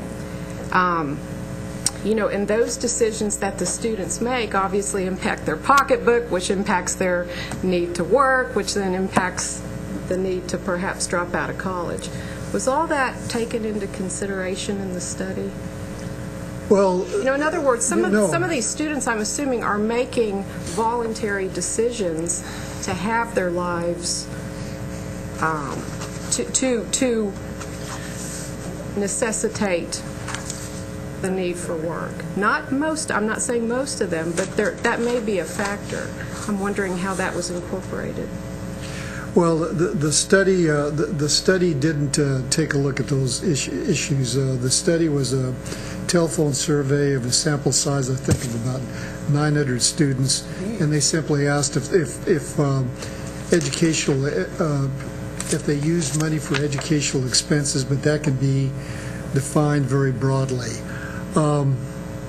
Dennis is right that the study focused on why students drop out, not why students go to school or don't go to school.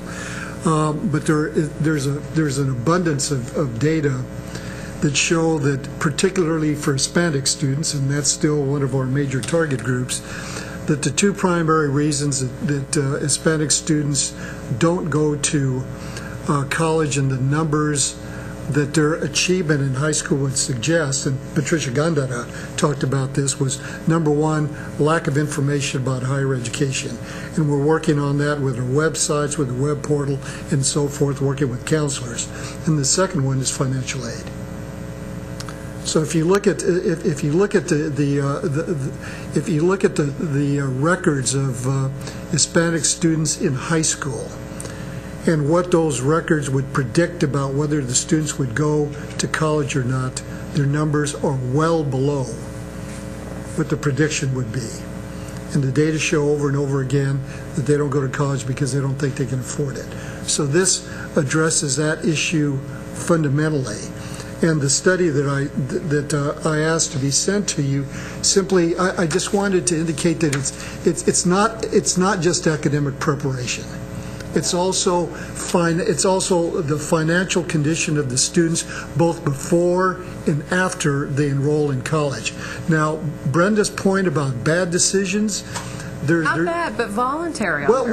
They may decide they're good decisions for them. I think if a student buys a colored TV rather than saves money for tuition, I think that's a bad decision.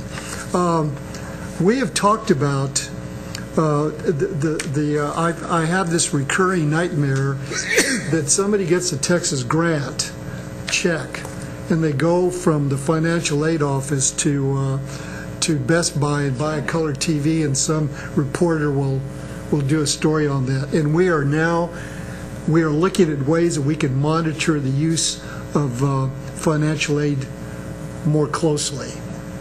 I think it's an important point, at least it is to me, and I'd like to see if there's a study out there somewhere that talks about the debt level of these kids and what exactly that debt level is comprised of, because I think there are voluntary decisions being made out there which they believe are good decisions for them. We may not look at them as being good decisions, but it has to have an effect on dropout rate and what they're claiming to be maybe perhaps a greater need for financial aid versus other considerations. It would be interesting to see if we can find anything on that. At the schools that I have visited, counselors have told me that there's a tremendous misuse of this and that we need to review our system where the money goes to the school and can be drawn down. But I tried to explain that cable TV is $100 a month.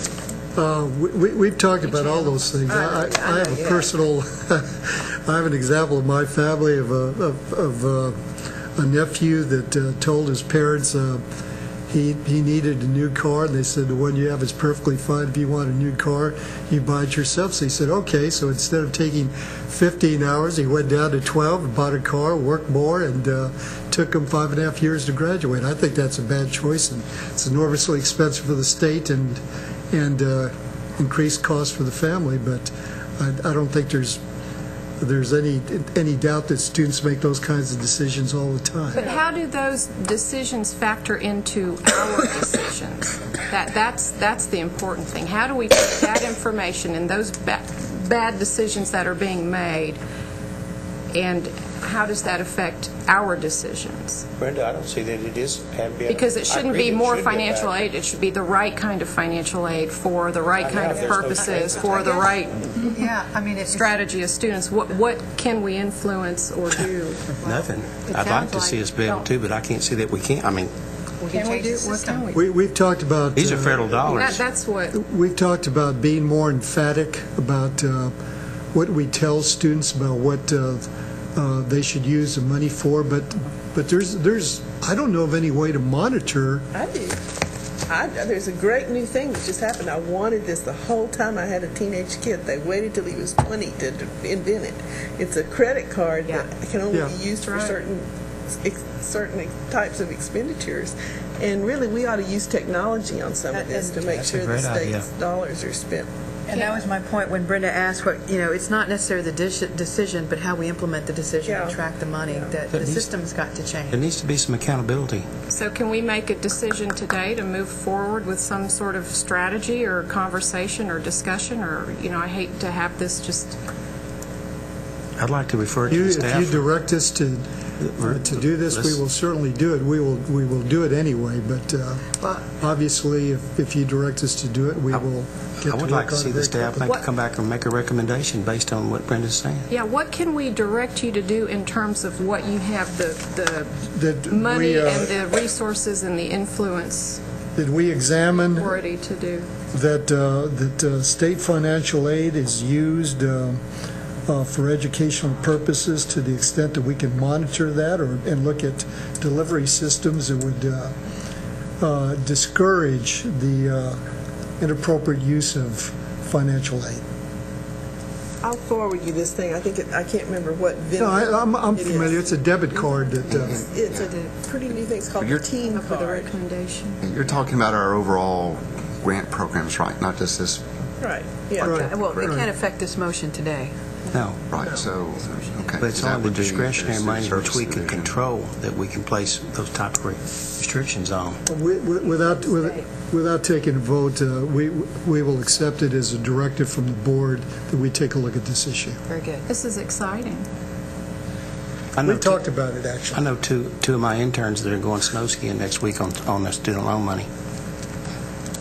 Believe it or not, as a former faculty member who looked at these issues all the time, I'm actually a strong believer in doing exactly this. I think you should. Because you can, it doesn't have to be too inflexible. It could be utilities companies, Not snow skiing trips. I don't think that's a legitimate expense of student loan money. Exciting. More bang for the buck. That was wonderful. Okay, so we've got that issue directed to staff to help us look at these mechanisms by which we can track the money and/or have the students spend them appropriately. Coming back to item 3G, which are federal dollars. Yes, Lynn? I move approval. Okay, thank you. Lynn moves approval. Is there a second? Come on, Brenda. Oh, I'll second. Yeah. Okay, great. We have a motion and a second. Any further comments or discussion? Which we had a really wonderful discussion on already. All in favor? Aye. Aye. Opposed? The same sign. Motion carries. All right, great.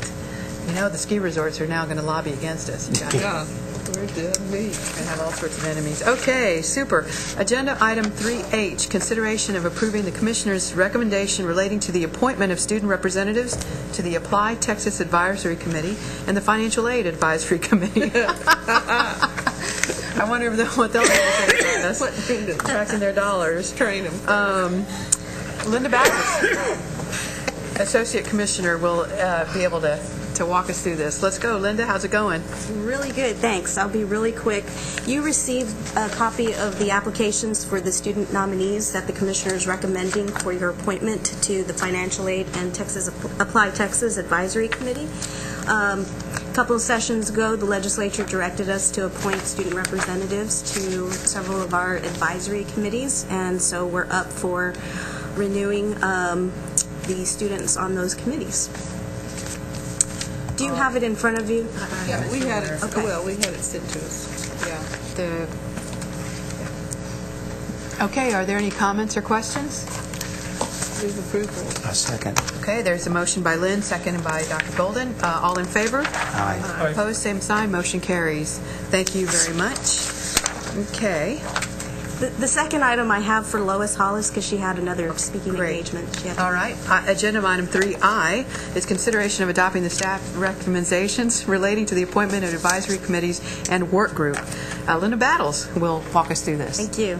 Last January, you authorized staff to make appointments to certain non-statutory advisory committees to the board, and we've done that for several of our committees.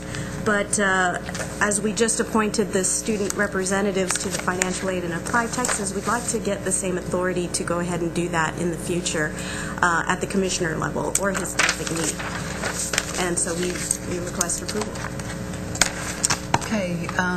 Any questions about this? Any thoughts? Move approval. Second. Okay, there's a motion made by Lynn, a second by Dennis. Any further discussion? All in favor? Aye. Opposed, same sign. Motion carries. And I believe this is... I just wanted to say, Madam Chair, that you have your update, your quarterly update that was presented to you today, and it'll be on the agenda for January, so that you have time to read it, and then we'll be glad to have any discussion at that time. Okay. Very good.